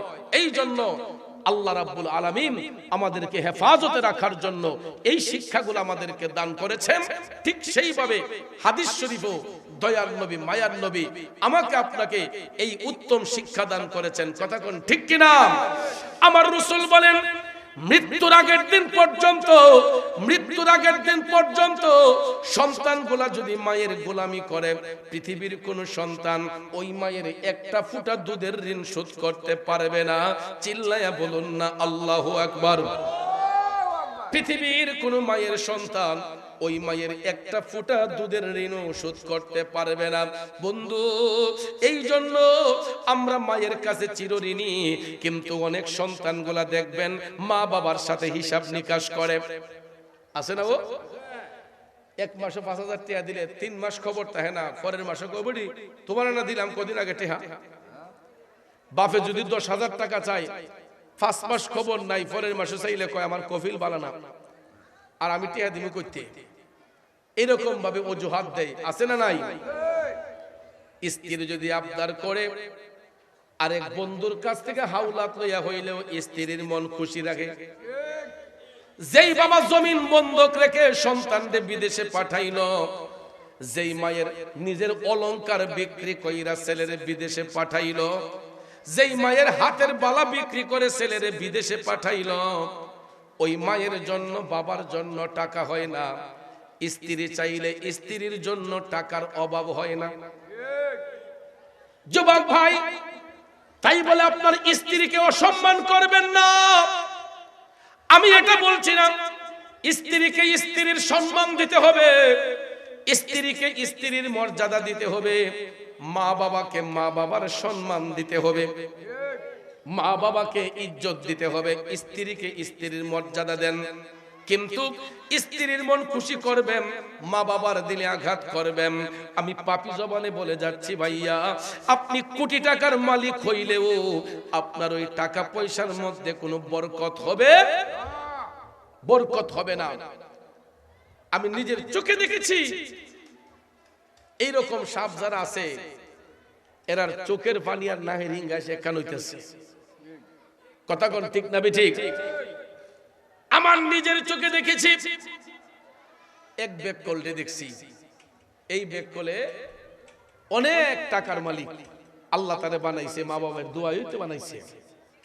তো সে কি করছে, তার উপার্জিত যত সম্পদ আছে ইতাই না শ্বশুর বাড়িতে নিয়ে বিল্ডিং বানাইছে 5 তলা। মা বাবার কাছে কিছু রাখে নাই, বরঞ্চ মা বাবার কাছেও যায় নাই, এক ডিস্ট্রিক্ট থেকে আরেক ডিস্ট্রিক্টে এসে বিয়ে করছে। কইরা নিজের ডিস্ট্রিক্টে না কইরা শ্বশুর বাড়ি গিয়া বিল্ডিং বানাইছে 5 তলা। কয়তলা? এখানে মা বাবার আসেনি একতলা। ছেলে এখন পয়সাওয়ালা, বাড়ি যে তার 3-4 তলা, সব তালাতেই ঘর আছে, মায়ের নাই রে ঘর। বিয়ের পরে বউ আপন, মা এখন পর। ঠিক না ঠিক? তো এই যে মারে যে পর করলো, ম্যাডাম রে আপন বানে শ্বশুর বাড়ি এসে বাড়ি করলো। আচ্ছা জীবনে কেউ এটা তার বাড়ি কইব? অমুকের জামার বাড়ি কইব। কথা কোন ঠিক না ঠিক? আর নাইলে যে বেটার জি বিয়ে করছে এ বেটার জি এর নাম বলবে যে এটা অমুকের বাড়ি। কথা কোন ঠিক না ঠিক? শ্বশুর বাড়ি গিয়া যদি 20 কোটি টাকা দিও বিল্ডিং বানায়, নিজের কোনো ইজ্জত আছে? এটা শ্বশুর বাড়ির জামাই গলে উলাক যেটি গড় জামাইয়া যায়। কথা কোন ঠিক না ঠিক? দেখবেন অনেক এলাকায় আমি দেখছি যারা নিজ এলাকা চাইরা শ্বশুর বাড়ি গিয়া বসবাস করে, এই জামাইটির এলাকার যখন গিয়া থাকে এত ইজ্জত থাকে না। একটা কথা বলে এই জামাই বউ, ঠিক না ঠিক? এত ইজ্জত পাওয়া যায় না। কিন্তু নিজের বাড়ি থেকে শ্বশুর বাড়িতে বেড়াতে আসলে জামার ইজ্জত থাকে, সম্মান থাকে। কথা কোন ঠিক না ঠিক? আর যখন একদম পার্মানেন্টলি আইসা পড়ে, তখন দেখবেন মানুষ আরে এটা অমুক উলা না, অমুক খানের উলা। আর নিজের দেশে যদি একটা সোনের গড় বানায় যদি থাকে, মানুষে বলে যে না এটা অমুকের ছেলে অমুক। ঠিক না ঠিক? যুবক ভাইয়েরা আমার, রাগ করতেছেন? কষ্ট পাইতেছেন? তো শ্বশুর বাড়িতে গিয়ে 5 তলা বিল্ডিং বানাইছে, মা বাপে কানতে কানতে পেরেশান। ভাইয়েরা আমার, ভাবছে যে এখানে 5 তলা বানাইছে, সৌদি আরব আসেন, সৌদি আরবের ব্যবসা লস খাইয়া আইছে। ম্যাডামে খুব পরামর্শ দিছে, ইটালি যাওগা। ইটালি যাওয়ার জন্য এক জায়গায় 17 লাখ টাকা দিছে। ইডেও দালালে মাইরা আইছে। এরপরে হিয়ান থেকে আইছে, আয়াসাইরা এখন আবার ম্যাডামে পরামর্শ দিছে, কয়েক কাম করো, আমার অলঙ্কাটি বিচ্ছা এখন যাওগা ইয়ত ওই এটা কিতা কয় মাল্টা, মাল্টা একটা দেশের নাম আছে, আছে না? কই দুবাই গিয়া, দুবাই থেকে মাল্টা যাইবা গা। ওইখানে গিয়া খাইছে আরো 8 লাখ ধরা। এখন খালি মাথার তাফায় আর ফেরারি পাগল হইয়া ঘুরে। এই জন্য আমি এটা এই কারণে বললাম, আজকে যদি মায়েরা চলে থাকতো, বাবারা চলে থাকতো, ওই ছেলেটার এই যে তার উপার্জিত লাখ লাখ টাকা আজকে লস হইতো না। বাবা সুন্দর একটা পরামর্শ দিত, মা সুন্দর একটা পরামর্শ দিত। ঠিক কিনা বলেন? কিন্তু শ্বশুর বাড়ি, শ্বশুর শাশুড়ি যারা আছে, অনেক শ্বশুর শাশুড়ি আছে জামাই ইনকাম খাইতো, জামাই খাওয়াই তাল্লি বালা আছে না নাই? বন্ধুরা আমার, বাবাজিরা, যেই মায়ের গর্ভ থেকে সন্তান ভূমিষ্ঠ হলো, যেই বাবা সন্তান জন্ম দিল, ওই বাবার কোনো ইজ্জত নাই, ওই মায়ের কোনো সম্মান রাখে নাই। দেখা যায় শ্বশুর বাড়ি গিয়ে 5 তলা বিল্ডিং বানাইছে, লাখ লাখ টাকা কামাইছে। এই জন্য ওই টাকার মধ্যে কোনো বরকত নাই, শুধু লস আর লস, শুধু লস আর লস। এখন রাস্তার ভিখারির মতো হইয়া ফেরারি হইয়া ঘুরতেছে। একবার ভাবে বাড়িটা বিক্রি কইরা লাইতে পারে, এখন ম্যাডামে দেয় না। বাড়ি চাই বিচ্ছা লাইতো, বিচ্ছা নিজের দেশে যাইতো। এখন যারে বিয়ে করছে হে কয় না, তোমার ইচ্ছে হলে তুমি যাও গা, আমার জি ফুটলে আমি নিতে হবে। কারণ অন্ত বেডি জোর ফের দিয়ে লাইছে না। কথা কোন ঠিক না? বেডি তো জোর ফের দিয়ে দিছে। এই জন্য আর জামার কোনো অধিকার নাই, এখন জিম্মি হয়ে গেছে বউর কাছে। কথা কোন ঠিক না বেঠে? এই জন্য যুবক ভাইয়ের আমার, পায়ে হাত ধরে বলবো রে, মা বাবারে কোনোদিন শত্রু মনে করবা না, মা বাবারে কোনোদিন তোমরা দুশ্মন মনে করবা না। কারণ সমাজের প্রত্যেকটা মা বাবা তার ছেলে মেয়ের ভবিষ্যৎ সুন্দর করার জন্য নিজের জীবনটাকে বাজি রাইখা দেয়। কথা বলেন ঠিক কিনা? এই জন্য আমার নবী বলছেন, মৃত্যুর আগের দিন পর্যন্ত একটু দুরূদ শরীফ পড়ুন। আল্লাহুম্মা সাল্লি, মাশাআল্লাহ, আদনা বিয়ানা আওলানা মুহাম্মাদ আল্লাহ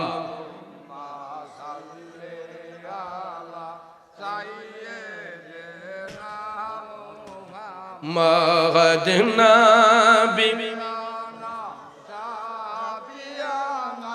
মাওলানা মুহাম্মদ। আমার যুবক বন্ধুরা বাবাজিরা যেটা বলতে চেয়েছিলাম, আমার রাসূল বলেছেন মৃত্যুর আগের দিন পর্যন্ত সন্তান যদি মা বাবার গোলামি করে, কোন মায়ের সন্তান মায়ের এক ফোঁটা দুধের ঋণ শোধ করতে পারবে না। এই জন্য নারায়ণপুরের বাবাজিরা ওই মা বাবাকে ধমক দিয়ে কথা বলা যাবে না, ওই মা বাবার সেবার মধ্যে নিয়োজিত থাকতে হবে। আজকে তাই চিন্তা করেন, কতগুলা বাবা কতগুলা মা এই অন্ধকার কবরের মধ্যে শুয়ে আছে, আর আমরা অনেক সন্তানগুলা রাস্তার মধ্যে ঘুইরা সময় নষ্ট করি। এই মাহফিল হওয়াতে শুধু আমরাই খুশি না, আজকে এই এলাকার কবরবাসীর রূহ আরো বেশি খুশি, আজকে নারায়ণপুরের গুরুস্থানবাসী আরো বেশি খুশি। কারণ এখানে তাদের সন্তানরা বসে আছে, তাদের আত্মার মাগফিরাত কামনা হবে। এই জন্য এই রূহগুলা আল্লাহর কাছে দামি হয়ে যায়। ওই রূহগুলা আল্লাহর কাছে দামি হয়ে যায় তখন যখন দুনিয়াতে রেখে যাওয়া সন্তানগুলা নেক আমলের মধ্যে মাশগুল থাকে, নেক আমলের মধ্যে দাবিত থাকে, ওই রূহগুলা তখন আল্লাহর কাছে দামি হয়ে যায়। আর যেই রূহগুলা অসৎ কাজে লিপ্ত থাকে, জেনা ব্যভিচারিতে লিপ্ত থাকে, ওই বংশের রূহগুলা এরা আল্লাহর কাছে, যেই সন্তানগুলা অসৎ কাজে লিপ্ত থাকে, খারাপ কাজে লিপ্ত থাকে, ওই বংশের রূহগুলা আল্লাহর কাছে লজ্জিত হয়ে যায়। তখন ভাইয়ের আমার এরা আফসোস করে, আমরা তাদেরকে দেখি না কিন্তু রূহগুলা আমাদেরকে দেখে। তখন ওই রূহগুলা আফসোস করে, আহারে আমি কেমন সন্তান রেখে গেলাম, আমার ছেলেটা একদিন আমাদের জন্য মাগফিরাত কামনা করে না, আমাদের আত্মার শান্তি কামনা করে না। এই জন্য রূহগুলা আল্লাহর কাছে লজ্জিত হয়ে যায়।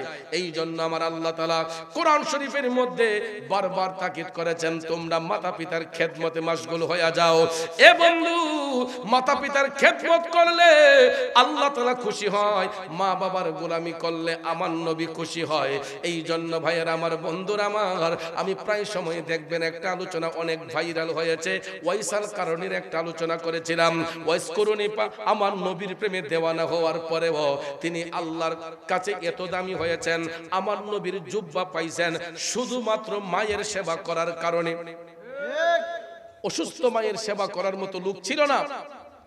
আমার রাসূল বলেছেন, ওয়াইসাল কারণী, তুমি তোমার মার সেবা করো, আমি নবী আইসা তোমারে দেখা দিবে। কিন্তু আমরা সেবা কর্মদূরের কথা, মার এত অনেকে শত্রুই মনে করে। যুবক পোলা পান্ডিরে প্রায় মাহফিলে বলি, মা বাবা বেশি কিছু চায় না।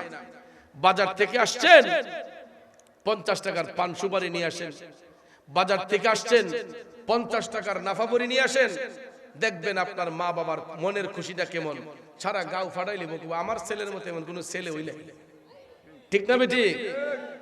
যদি কেউ জিজ্ঞেস করে কেন, দেখবেন মা কইব আগো ফান শেষ হওয়ার আগে লই বলে, বাপে কইব আরে আমার ফুতে খালি একটা কাশি দিছিলাম, পুরা ফার্মেসি নাজির করে লিখছি, আনছে মুঠে 50 টাকার ওষুধ, 50 টাকার পান সুপারি। কিন্তু মার আত্মা এত খুশি, বাবার মন এত খুশি, মা বাবা কয় আমার ছেলের মতো এমন কোন ছেলে হই নাই। কথা কোন ঠিক কিনা? যুবক ভাই শুনেন, এগুলো দিয়েন না, এগুলা না দিয়া শুধু মা বাবার কথা মোতাবেক চলবেন, মা বাবার মন খুশি রেখে চইলেন, মুখ দিয়া মজা কইরা আব্বা কইয়া ডাক দিয়েন, মায়া কইরা আম্মা কইয়া ডাক দিবেন, তাতেও দেখবেন মা বাপ খুশি। শুধু দিলেই খুশি না, না দিলেও খুশি, যদি ছেলে মেয়ে গুলা মানুষের মতো মানুষ হইয়া চলে। কথা কোন ঠিক কিনা? কিন্তু বড় কষ্ট লাগে, দুঃখ লাগে ওই জায়গাটাতে, যেই মা নিজে না খাইয়া সন্তান রে খাওয়াইলো, যেই বাবা নিজের মুখে মুরগের রানটা না দিয়া সন্তানের পাতে দিল। অনেক সময় দেখা যায় উপযুক্ত ছেলে মেয়েগুলা বয়সের দোষে খারাপ সঙ্গ লাভ করার কারণে দেখা যায় একজন আরেকজনকে নিয়ে পালাইয়া চলে যায়। আসলে এরকম অনেক মেয়ে দেখবেন মার ঔরসে বড় হয়েছে, বাবার আদরে বড় হয়েছে, ওই মা বাবার দিলের মধ্যে আঘাত করে আরেকটা ছেলের সঙ্গে পলাইয়া যায়। তখন একটা বড় ধরনের ধাক্কা লাগে মা বাবার দিলের মধ্যে, এবং অনেক মা বাবা হার্ট স্ট্রোক করে মারা যায়। ওই মা বাবার মুখটা একদম নিচু হয়ে যায়। এই জন্য যুবক যুবতীদেরকে আমি বলবো, মাহফিলে তো অনেকেই আসছেন, যুবক যুবতীরা আসছে, আমি বলবো যদি প্রয়োজন হয় আপনি প্রপোজ পাঠান, প্রস্তাব দেন, আমি এই জায়গায় বিবাহ করতে চাই, আমি এই জায়গায় বিবাহ করব, তারপরও কেলেঙ্কারি করবেন না। এগুলার দ্বারা পরিবার নিচু হয়ে যায়, বংশের মুখ নিচু হয়ে যায় যারা এই সমস্ত খারাপ বিহেভ করে। কথা কোন ঠিক না ঠিক? যদিও পলাইয়া গিয়া বিয়ে করেছেন, শরীয়ত বৈধ করেছে, কিন্তু আমার আপনার বংশের মধ্যে একটা কালি পড়ে যায়। কথা বলেন ঠিক না ঠিক? ওই মা বাবা কোনোদিন মাথা উঁচু করে আর দাঁড়াতে পারে না। ওই বাবাটা এলাকার একজন বিশিষ্ট পার্সন ছিলেন, কিন্তু তার ছেলের আচরণের কারণে, কিছু কিছু মেয়ের আচরণের কারণে দেখা যায় বাবার সর্দারি শেষ। সমাজে গিয়া মুখ খুলে একটা কথা বলতে পারে না। তাইলে এরকম সন্তান যেন কোন সমাজে আল্লাহ তাআলা না দেয়, কোন সমাজে যেন এরকম কোলাঙ্গার সন্তান না দেয়। বলুন আমরা নেককার হতে চাই কি চাই না? জোরে বলেন চাই কি চাই না? এই জন্য আমার আল্লাহ তাআলা বলেছেন ওয়াকফিদ লাহুমা জানাহাদ যুল্লি মিনার রাহমা, উভয় হাত বের করে দিও, মা বাবার সেবার মধ্যে দাবিত হয়ে যাও, তাদের সঙ্গে চোখ রাঙ্গাইয়া কথা বলিও না, তাদের দিলের মধ্যে আঘাত দিও না, কষ্ট দিও না। বন্ধুরে, হাদিস শরীফে আমার নবী কামলিওয়ালাও মায়ের ইজ্জত বলতে গিয়া দেখেন, এটা নবম শ্রেণীতে পড়েছিলাম একটা হাদিস শরীফ।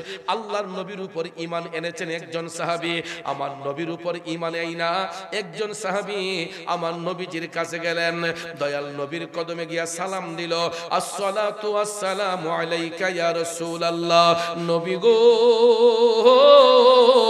ও গো মায়ার নবী, দয়ার নবী যে, আমার মা তো বেদিন, আমার মা মুশরিক, ইয়া রাসূলুল্লাহ আমি তো আপনার উপর ঈমান এনেছি। সুবহানাল্লাহ। কোন ছেলে নবীর উপর ঈমান আনছে, মা আনে নাই। মা কি? বেদিন, মা মুশরিক। ওই ছেলে নবীর উপর ঈমান এনেছে, সে কালেমা পড়েছে, তার মা কালেমা পড়ে নাই। এমত অবস্থায় ওই সাহাবী আমার নবীকে বললেন, ইয়া রাসূলুল্লাহ আমার আম্মা তো আমার কাছে আসে, এখন কি আমি তো সত্য দিনে এসেছি, নবী গো আমার মা যদি আমার কাছে আসে, আমি কি ওনার সাথে সৎ ব্যবহার করব নাকি দুর্ব্যবহার করব? আমার নবী ডাক দিয়ে বললেন, উম্মত অবশ্যই তুমি তোমার মার সাথে ভালো আচরণ করবা, সৎ ব্যবহার করবা। আমার নবী কামলিওয়ালা বলেন, উম্মত অবশ্যই অবশ্যই তুমি তোমার মার সাথে ভালো আচরণ করবা, কেননা উনি তোমার গর্ভধারিণী, তুমি 10 মাস 10 দিন ওই মায়ের পেটে ছিলাম, তুমি তোমার মারে কষ্ট দিয়েছো, দুনিয়াতে আসার সময় তোমার মার কলিজার মধ্যে আঘাত দিয়েছো, দুনিয়ার আলো বাতাস দেখতে যাইয়া তুমি তোমার মারে আঘাত করেছো। শুধু তাই নয় সন্তান রে, তুমি দুনিয়াতে আসার পরে তোমার মায়ের স্তন থেকে দুধ পান করেছো, এই জন্য তুমি কিয়ামত পর্যন্ত তোমার মায়ের কাছে ঋণী। পৃথিবীর সব লেনাদেনা পরিশোধ করা যায়, পাওনা দাওনা পরিশোধ করা যায়, কিন্তু মায়ের দুধের ঋণ পৃথিবীর কোন সন্তান শোধ করতে পারবে না। এই জন্য কবি লিখছেন, মায়ের একদার দুধের দাম কাটিয়া গায়ের চাপ, একদার দুধের দাম, মায়ের একদার দুধের দাম কাটিয়া গায়ের চাপ, পাপোশ বানাইয়া ঋণের সুদ হবে না, এমন দরদি ভবে কেউ হবে না আমার মা গো। ঠিক কিনা বলেন? এই জন্য আমার আব্বাজিরা, ও যুবক বন্ধুরা রে, পৃথিবীর সন্তানগুলা মায়ের দুধের ঋণ শোধ করতে পারবে না। এই জন্য দেখেন মাটা বেদিন হওয়ার পর ওই সাহাবী নবীর উপর ঈমান আনছে। আমার নবী বলছে, উম্মত অবশ্যই তিনি তোমার গর্ভধারিণী, তুমি তোমার মার সাথে সৎ ব্যবহার করবা। কিন্তু আমাদের সমাজের মধ্যে কিছু কিছু মা দেখবেন বেয়ামলি আছে না, নামাজ রোজা করে না, তাই বলে কি ওই মায়ের সাথে ভালো ব্যবহার করব না? মা যেরকম ভাবেই করুক, আমাদের উচিত তাদের সঙ্গে সৎ ব্যবহার করা। অনেক সময় সন্তানের সৎকর্মের কারণে মা বাপ হেদায়েত হয়ে যায়। দেখবেন একজন বাবা জীবনে নামাজ পড়ে নাই, জীবনে মসজিদের দ্বার কাছে গেছে না, মা জীবনে নামাজ পড়ছে না, কিন্তু তার একটা ছেলে হঠাৎ করে আলেম হয়ে গেছে, হঠাৎ করে হাফেজ হয়ে গেছে। তখন দেখবেন লজ্জাবোধ কইরা হইলো সন্তানের মুখের দিকে তাকাইয়া কয়, না রে আমার ছেলে আলেম হয়ে গেছে, আমি হন বেনামাজ হইলে ছাড়ছো না, আমাকে নামাজ পড়তে হবে। বাধ্য হইয়া দেখবেন ওই বাবা বেয়ামলি ছিল, সন্তান আলেম হওয়ার কারণে বাবা নামাজি হয়ে গেছে। মা বেয়ামলি ছিল, সন্তান ভালো কাজ করার কারণে, আলেম হওয়ার কারণে দেখবেন মাও নামাজি হয়ে যায়। কথা বলেন ঠিক কিনা? এই জন্য যুবক ভাইয়েরা আমার, সন্তানগুলোকে মানুষ করতে হইলে তাদেরকে দ্বীনি শিক্ষা দিতে হবে। অন্তত মাদ্রাসায় একটা ছেলেরে ভর্তি করাবেন, বেশি না পারেন 2টা 3টা সন্তান হলে অন্তত একটা সন্তানকে দ্বীনি শিক্ষায় শিক্ষিত বানাবেন, মাদ্রাসা শিক্ষায় শিক্ষিত বানাবেন। আপনার একটা ছেলে যদি আলেম হয়, আপনার একটা ছেলে যদি হাফেজ হয়, দেখবেন অন্য কোনো মোল্লা মুন্সির দরকার হবে না। ওই নেক সন্তানটা রেখে যাওয়ার কারণে ওই সন্তানটাই দেখবেন আপনার আমার কবরের পারে যাইয়া আমার মওলা পাকের কাছে আরজি দিয়া কইব, ওয়া কুর রাব্বির হামহুমা কামা রাব্বায়ানি সগীরা। সন্তান যখন চোখের পানি ছাইরা আমার আল্লাহর কাছে যখন অ্যাপ্লিকেশন করে, ওই সন্তানের চোখের পানিটা জমিনে পড়ার আগে আল্লাহ তার মা বাবার উপর খুশি এবং রাজি হইয়া যায়। এই জন্য দুনিয়াতে নেক সন্তান রেখে যাওয়া প্রয়োজন। আপনারা দেখবেন স্কুলের ছাত্র, মাদ্রাসার ছাত্র, পার্থক্য আছে নি? মাদ্রাসার ছাত্রগুলা দেখবেন এরা যখন ক্লাসে যায়, এরা ওযু কইরা যায়, এদের মাথার মধ্যে টুপি থাকে, পরনে পাঞ্জাবি থাকে, বুকের মধ্যে কিতাব থাকে। আর স্কুলের ছাত্রগুলা যখন যায় দেখবেন আপনার এরা প্যান্ট শার্ট পরে, এরা দাঁড়াইয়া প্রস্রাব করে অনেক জায়গায় আছে না এরকম? অনেক জায়গায় দেখবেন বাচ্চাগুলা শিক্ষা না পাওয়ার কারণে রাস্তার মধ্যে পেশাব ধরছে, দেখবেন প্রস্রাব করে দাঁড়াইয়া। কিন্তু একজন মাদ্রাসার ছাত্র কখনো রাস্তায় দাঁড়াইয়া প্রস্রাব করবে না। বাচ্চা ছেলেও যদি হয় দাঁড়াইয়া রাস্তার মধ্যে প্রস্রাব করবে না। যদিও ইমার্জেন্সি হয়, রোডের এক কর্নারে গিয়ে দেখবেন বৈশা স্ট্যান্ডা করে ঢিলা কুলুপ ব্যবহার করবে, ঠিক কি না? কিন্তু জেনারেল শিক্ষিত গুলা, আমাদের স্কুল কলেজের ছাত্রগুলা সাধারণত ঢিলা কুলুপ কমই ব্যবহার করে। এই জন্য যুবক ভাইদেরকে আমি অনুরোধ করে বলবো, সব সময় স্ট্যান্ডা করবেন, পবিত্রতা অবস্থা পবিত্রতা হাসিল করবেন, স্ট্যান্ডা করবেন, ঢিলা কুলুপ ব্যবহার করবেন, সেই সাথে পবিত্রতা হাসিল করবেন। আমার নবী কামলিওয়ালা বলছেন, আত-তুহুরু শাতরুল ঈমান, পবিত্রতা হইছে ঈমানের অঙ্গ, ঠিক কি না? পবিত্রতা হইছে ঈমানের অঙ্গ। এই জন্য বাবাজিরা আমার, নেক সন্তান যদি রাখতে হয়, নেক সন্তান যদি রাখতে হয়, অবশ্যই দ্বীনি শিক্ষার প্রয়োজন। আমি নিজের চোখে দেখেছি কত মা অন্যের বাড়িতে কাজ কইরা নিজের ছেলেরে কোরআনের হাফেজ বানাইছে, অন্যের বাড়িতে কাজ কইরা নিজের ছেলেরে মুফতি বানাইছে, আরেকজনের জমিনে কাজ কইরা নিজের একটা ছেলেরে আলেম বানাইছে। আছে না নাই? কথা কোন আছে না নাই? এই জন্য যুবক আমার বাবাজিরা, যাদের ঔরসে সন্তান আসবে, অন্তত নেক সন্তান বানাইবার জন্য, আলেম বানানোর জন্য একটা সন্তানকে অন্তত মাদ্রাসায় পড়াবেন। আজকে নারায়ণপুরের গুরুস্থানবাসীরা এদের রুহগুলা আমাদের দিকে তাকাই আছে। আমি হবিগঞ্জের মুরাদ চৌধুরী আইসা এখন দোয়া করব, কিন্তু ওই এলাকার যদি একটা সন্তান থাকে, সে প্রতিদিন আইসা তার মা বাবার আত্মার শান্তির জন্য দোয়া করব। আমি হবিগঞ্জ থেকে সেই একদিন জিয়ারত করে হয়তো দোয়া করব। আর এলাকার মধ্যে নেক সন্তান থাকলে, আলেম থাকলে, সে রাস্তা দিয়ে হাঁটতে যাইতে প্রতিনিয়ত কবরবাসীর আত্মার মাগফিরাত কামনা করবে, ঠিক কিনা? দেখেন একটা মাদ্রাসার ছাত্র, সে যদি রিকশাওয়ালার ছেলে হয়, সিএনজি চালকের ছেলে হয়, অটো রিকশা চালকের ছেলে হয়, দিন মজুরের ছেলে হয়, মুদিমালের ব্যবসায়ীর ছেলে হয়, তারপরে দেখেন একটা মাদ্রাসার ছাত্র যখন কবরের পাট দিয়ে হেঁটে যায়, 40 দিনের জন্য ওই কবরের আযাব বন্ধ হয়ে যায়। শুধু তাই নয়, মাদ্রাসার বা ছাত্রগুলা যখন রাস্তা দিয়ে হেঁটে যায়, তাদের জন্য আল্লাহ তাআলা নূরের কার্পেট বিছায় রাখে। এই জন্য বাবাজিরা আমার, আজকে নেককার সন্তান অভাব হওয়ার কারণে অনেক পরিবারের সন্তানগুলা মা বাবার সাথে খারাপ আচরণ করে, মা বাবার সাথে বেয়াদবি করে। ফেসবুক, ইউটিউব খুললে দেখা যায় অহরহ সন্তানগুলা মা বাবার উপর হাত উঠাইতেছে, তাদেরকে টর্চারিং করতেছে, আছে না? এই জন্য এটা কখনো করা যাবে না। যদি এরকম আচরণ আমার আপনার কারো দ্বারা হয়ে থাকে, যদি মা বাবা বেঁচে থাকে, আজকের মাহফিল থেকে ওয়াদা করে যাব যে আজকের পর থেকে আমরা আর কোনোদিন মা বাবার কষ্ট দেব না।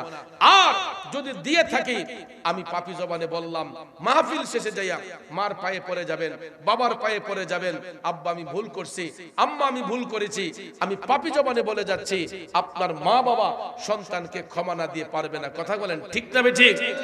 এই জন্য ভাইয়ের আমার, বন্ধুরা আমার, মা বাবা কোনোদিন সন্তানের উপর অভিযোগ করে না, রাগ করে না। যদিও সন্তান বেলাইনে চলে, মা বাবা দেখবেন কান্দা কান্দা তার সন্তানের জন্য দোয়া করে। আর মার দোয়া বান্দা থেকে বন্ধু বানায় নেয়। কথা বলেন ঠিক কিনা? ওই সন্তানটারে বান্দা থেকে আমার আল্লাহ বন্ধু রূপে গ্রহণ করে নেয়। তাইলে বলুন, আমরা মাতা পিতার খেদমত চাই কি চাই না? আমি প্রায় মাহফিলে বলি, চারটা জিনিস ফলো রাখবেন: স্রষ্টার ইবাদত, নবীর মহব্বত, মাতা পিতার খেদমত, পীর মুর্শিদের সহবত। এই চারটা খাসিয়ত যার মধ্যে থাকবে, ওই ব্যক্তি আল্লাহর ওলি হবে। গেঞ্জি পরছেন অসুবিধা নাই, শার্ট পরছেন অসুবিধা নাই, আপনি লুঙ্গি পরছেন অসুবিধা নাই, ট্রাউজার পরছেন অসুবিধা নাই, যদি এই চারটা অভ্যাস থাকে, স্রষ্টার ইবাদত, নবীজির মহব্বত, মাতা পিতার খেদমত, পীর ও মুর্শিদের সহবত, এই চারটা দিক বিবেচনা করে যদি কোনো মানুষ চলতে পারে, ওই ব্যক্তি কোনোদিন পথভ্রষ্ট হবে না। ইবাদত করব কার? অন্তরে মহব্বত রাখবো নবীজির, খেদমত করবো মা বাবার, সহবতে যাব ওলি আল্লাহর। কিন্তু বর্তমান সমাজে দেখা যায় মা বাবার খেদমত নাই, ফিসাব লইয়া ঘুরে, ফিরের পাউটি পেয়ে মা বাবার পায়ে একটু তেল দেয় না, কিন্তু ঠিকই দেখা যায় পিসাব নিয়ে দৌড়াদৌড়ি করে। আসেন এমন? আমি স্পষ্ট করে বলতে পারবেন, হুজুর আপনি তো পিরানি করেন, আমি আমার মুরিদদেরকে বলছি, যদি মা বাবারে কষ্ট দিয়া আমার যদি কেউ 1 টাকা হাদিয়া দেয়, এটা আমার জন্য হারাম হয়ে যাবে। মা বাবার মনে কষ্ট দিয়া ফিসাবের বাড়িতে লাউ লইয়া দেবেন, কদু লইয়া দেবেন, এইগুলা খাওয়া জায়েজ হবে না। কথা কোন ঠিক না ঠিক? এই জন্য এরকম যদি 1 লক্ষ মুরিদ আমার ছুটে যায়, আমি বলছি নো টেনশন, কোনো চিন্তা নাই, এরপরও বেয়াদব প্রশ্রয় দেওয়া দরকার নেই। কারণ যেই সন্তানের উপর মা বাবা খুশি থাকে, ওই সন্তানের উপর আল্লাহ খুশি, নবী খুশি, পীর মুর্শিদ খুশি। ঠিক না ঠিক? আর যেই সন্তানের উপর মা বাবা খুশি না, এই সন্তানের উপর আল্লাহও খুশি না, নবীও খুশি না, পীর মুর্শিদও খুশি না, হক্কানি পীর মুর্শিদও খুশি না। ঠিক না ঠিক? এই জন্য আমি বলেছি যে আমার যদি 1 লাখ মুরিদ ছুটেও যায়, সে যদি বেয়াদব হয়, মা বাবার অবাধ্যকারী হয়, ইতা মুরিদের প্রয়োজন নাই। নেককার সন্তান একটাই যথেষ্ট, মুরিদের মতো মুরিদ একজন হলেই যথেষ্ট। কথা বলেন ঠিক কিনা? এই জন্য আমরা মাতা পিতার খেদমত করব, ওলি আল্লাহর সহবতে যাব, আর নবীজির মহব্বত অন্তরে রেখে মন ভরে আল্লাহর ইবাদত করব। আজকে আপনারা অনেকেই এশারের নামাজ হয়তো পড়েন নাই, মাগরিব পড়েন নাই, আসর পড়েন নাই, যোহর পড়েন নাই, কিন্তু এই অজুহাত দিয়ে চলবে না। নামাজ পড়তে হবে নামাজের মতো। ঠিক না ঠিক? 5 ওয়াক্ত নামাজ পড়তে হবে। আল্লাহ রাব্বুল আলামিন বারবার করে আমাদেরকে তাকিদ করেছেন, আকিমুস সালাহ, তোমরা সালাত কায়েম করো। কিন্তু এই আদেশ জারি হওয়ার পরেও আমরা সালাতের দ্বার কাছেও নাই, নামাজের দ্বার কাছেও নাই। ভাইয়ার আমার, বন্ধুরা আমার, এরকম হেলায় হেলায় চললে জিন্দেগি কাটবে না। কারণ যেই কোনো সময় মৃত্যু হয়ে যেতে পারে। আমরা মানসিকভাবে আপসেট। উনি যেই কোনো ঘরানার আলেম হতে পারেন, যেই কোনো ঘরানার আলেম হতে পারেন, কিন্তু স্টেজে বসে উনি কোরআনে পাকের আয়াত তেলাওয়াত করেছেন। ঠিক না ঠিক? কোরআনে পাকের আয়াত তেলাওয়াত করে উনি এটার তাফসীর যখন করতেছেন, হঠাৎ করে মৃত্যুর ফেরেশতা মালাকুল মউত আজরাইল স্টেজের মধ্যে আইসা হাজির হয়ে গেছে। এই জন্য কবি কয়, আজরাইল আসিয়া প্রাণ করিব হরণ, হায় গো আজরাইল আসিয়া প্রাণ করিব হরণ, ওরে নিজ গুণে সাহেব আল্লাহ করবানি বারণ, আমার উপায় কি তখন আমার আল্লাহ নিরঞ্জন, না জানি কি হালে আমার হইব মরণ। এই যে স্টেজে বসলাম, এখানেও তো মরণ হতে পারে। ঠিক না ঠিক? সেই আল্লাহর বান্দা একজন আলেম যে কোনো ঘরানার হতে পারে, কিন্তু উনি কোরআনের আয়াত তেলাওয়াত কইরা যখন ব্যাখ্যা করতেছেন, দেখা যায় হঠাৎ করে স্টপ হয়ে গেলেন। কয়েক সেকেন্ডের মধ্যেই, মিনিট পার হয় নাই, আমি দেখলাম আজকে ভিডিওটা, হঠাৎ করে উনি বলতেছে যে কারেন্ট যে মিলাদ পড়ার সময় তিনি দেখতেছেন যে কারেন্ট বলে, আমি দেখলাম ঠাস করে উনি পড়ে গেছে, স্টেজের মধ্যেই পড়ে গেছে। তাইলে দেখেন মৃত্যুটা কি জিনিস। আসছেন সুস্থ শরীর নিয়ে ওয়াজ করার জন্য, কিন্তু বাড়িতে যাইবে লাশ হইয়া। তো এই রকম ভাবে আমরা আসছি ওয়াজ শোনার জন্য, বাড়িতে তো লাশ হয়েও যাইতে পারি, ঠিক না ঠিক? এই জন্য যারা বাহিরে আছেন ভিতরে আসেন, লম্বা আলোচনা হবে না। আমরা এখন কিয়ামে মুস্তাফার মাধ্যমে আমরা একটু জিকির করব। জিকির করা অবস্থায় আমাদের আজকের যিনি প্রধান অতিথি সৈয়দ ফৈজি মোহাম্মদী আহমদুল্লাহ মাদ্দাজিল্লাহুল আলী পিসাব হুজুর তশরিফ আনবেন। উনি আপনাদেরকে নিয়ে মোনাজাত করবেন, তারপরে মাহফিল তাবারুক বন্টন হবে। তো আমি আপনাদের সবাইকে বিনয় করে বলবো, আমাকে বলা হয়েছে 12টার ভিতরে ক্লোজ করে দেওয়ার জন্য। তো ভাইয়ার আমার, বন্ধুরা আমার, যেহেতু 12:15 হয়ে গেছে, আমরা মিলাদ ও কিয়ামের মাধ্যমে আমরা একটু জিকির করব। কারণ অনেকের আবদার, মা বোনদের আবদার যে হুজুর অন্তত যেন আমাদেরকে 5-7 মিনিট একটু জিকির করে আমাদেরকে নিয়ে। তো জিকির করা ভালো না খারাপ? জিকির করতে হবে আদবের সহিত। জিকির আফদালুল ইবাদত, ইবাদতের মধ্যে একটা উত্তম ইবাদত হচ্ছে আল্লাহর জিকির। কথা কোন ঠিক কিনা? দুরূদ শরীফ যেমন ইবাদত, জিকির উত্তম ইবাদত। কথা কোন ঠিক না ঠিক? এই জন্য ভাইয়েরা আমার, বন্ধুরা আমার, আল্লাহ রাব্বুল আলামিন যেন আমাদের সবাই কালবকে যেন জিকিরের মাধ্যমে যেন আমাদের কালব যেন নূরান্বিত করে দেয়। সবাই বলেন আমিন। আর বিশেষ করে এই নারায়ণপুর দক্ষিণ পাড়া যুব সমাজরা প্রতি বছর এই মাহফিলটা আঞ্জাম দেন। আমি গত বছর এসেছিলাম, এই বছরও তারা আমাকে স্মরণ করেছেন, দাওয়াত করেছেন। আমি এই জন্য কমিটিকে মোবারকবাদ, ধন্যবাদ জানাই। সেই সাথে আমার অনেক ভালোবাসার মানুষ এই নারায়ণপুরে যারা আমার কাছে দোয়া চেয়েছেন। আজকেও আমার প্রবাসী চানমিয়া ভাই, আমার অত্যন্ত একজন মহব্বতের মানুষ, নারায়ণপুরের চানমিয়া ভাই দোয়া চেয়েছেন।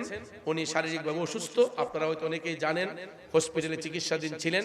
এখনো উনি বেড রেস্টে আছেন সৌদি আরবে ওনার বাসভবনে। তো আপনাদের সবার কাছে আমার চানমিয়া ভাই দোয়া চেয়েছেন। আমি যখন গত অক্টোবরে উমরাতে গেছি, উনি নিজের গাড়ি দিয়ে আমাকে পুরা মদিনা শরীফ উনি ঘুরিয়ে দেখিয়েছেন, অনেক জায়গা আমাকে দেখিয়েছেন। আসার সময় আমারে অনেক হাদিয়াও দিয়েছেন, আমারে অনেক হাদিয়াও দিয়েছেন। এই জন্য চানমিয়া ভাইয়ের কাছে আমি ঋণী, ওনার জন্য দোয়া চাই। আল্লাহ যেন আজকের এই দোয়ার উসিলায়, সবার উসিলায় আল্লাহ যেন চানমিয়া ভাইকে যেন পরিপূর্ণ শেফা দান করে। এবং আমার মেয়র মাইনুদ্দিন মাইনু ভাই, নবীনগর পৌরসভার সাবেক মেয়র মাইনুদ্দিন মাইনু ভাইও উনি আসতে চেয়েছিলেন, হঠাৎ করে শরীরটা অসুস্থ হয়ে গেছে, যেই কারণে তিনি আসেন নাই। আপনাদের সবার কাছে দোয়া কামনা করেছেন। এবং বিশেষ করে আরো অনেকেই, অ্যাডভোকেট এম এ মান্নান সাহেব দোয়া চেয়েছেন, এবং নাজমুল হোসেন তাপস ভাই তিনিও দোয়া কামনা করেছেন। সবাই ওনার জন্য দোয়া করবেন। আরো অনেক নেতা কর্মীরা দোয়ার আবদার করেছেন। সবার জন্য যেন দোয়া, আমিও দোয়া করি, আপনারা দোয়া করবেন। আল্লাহ যেন যোগ্য ব্যক্তিকেই যোগ্যতার আসনে যেন বসিয়ে সমাজের উন্নয়ন করার সুযোগ দান করে। সবাই বলেন আমিন। আরেকটু জোরে বলি আমিন। ফেরেশতों के सलामी देने वाले फौज पढ़ते थे सैयदा हजरत मां आमिना सुनती थी तो आवाज आती।